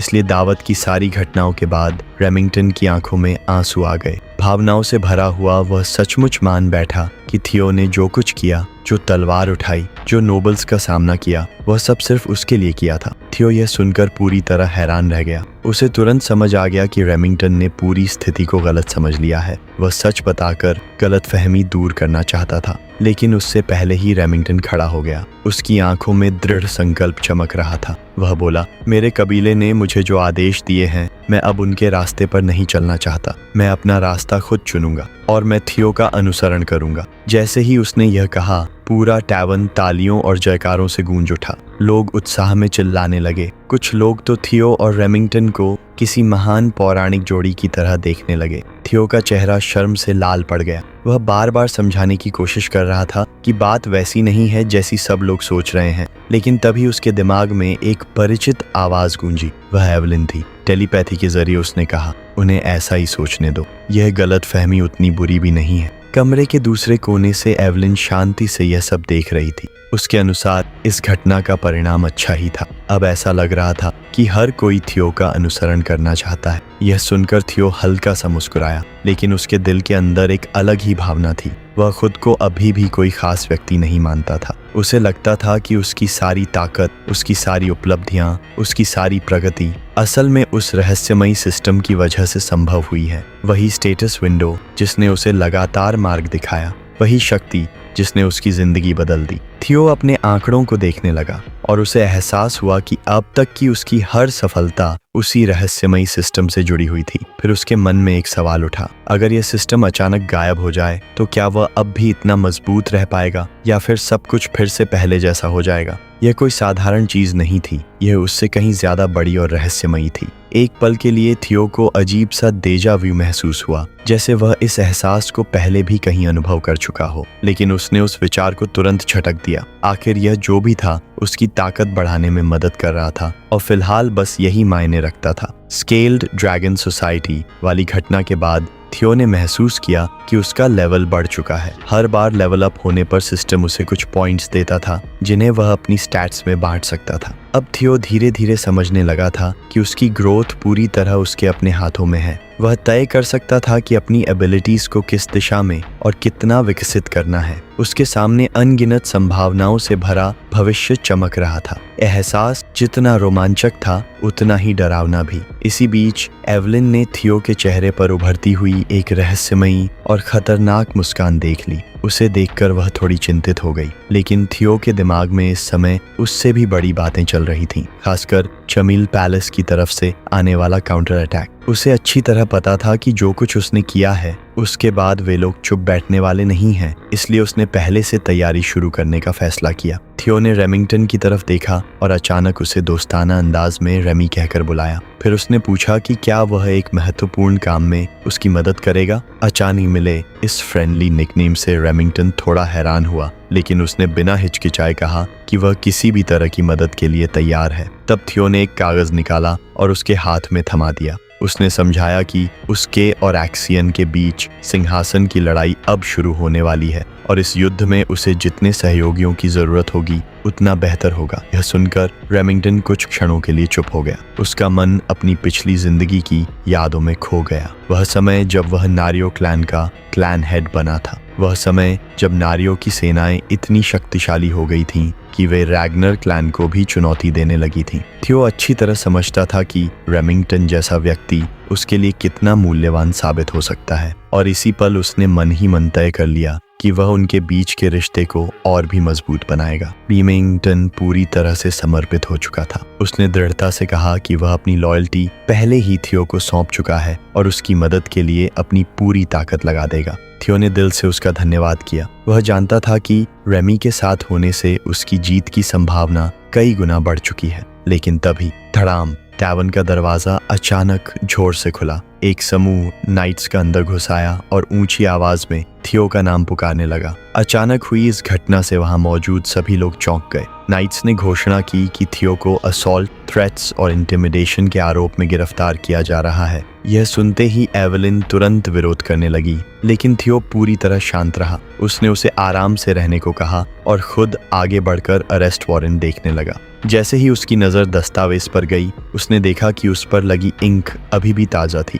इसका मतलब साफ था, उसके दुश्मनों ने जल्दबाजी में यह वारंट तैयार करवाया था। थियो अच्छी तरह जानता था कि सारे आरोप झूठे हैं और यह एक साजिश है। फिर भी उसने विरोध न करने का फैसला किया, क्योंकि वह समझ चुका था कि यह सिर्फ खेल की अगली चाल है। कुछ ही पलों में उसके हाथों में हैंडकफ्स डाल दिए गए। जब नाइट्स उसे लेकर जाने लगे तो थियो ने पीछे मुड़कर अपने दोस्तों की तरफ देखा। उसके चेहरे पर वही आत्मविश्वास भरी मुस्कान थी। उसे पूरा भरोसा था कि उसकी गैर मौजूदगी में उसके साथी सब कुछ संभाल लेंगे। रेमिंगटन और एवेलिन दोनों अभी भी सदमे में खड़े थे, खासकर रेमिंगटन। अगर आप लोगों ने वीडियो को आखिर तक देख लिया है तो इस वीडियो को लाइक और सब्सक्राइब जरूर कर दें और कमेंट में नेक्स्ट पार्ट जरूर लिखें ताकि मुझे पता चल सके कि आप इसका अगला पार्ट देखना चाहते हैं।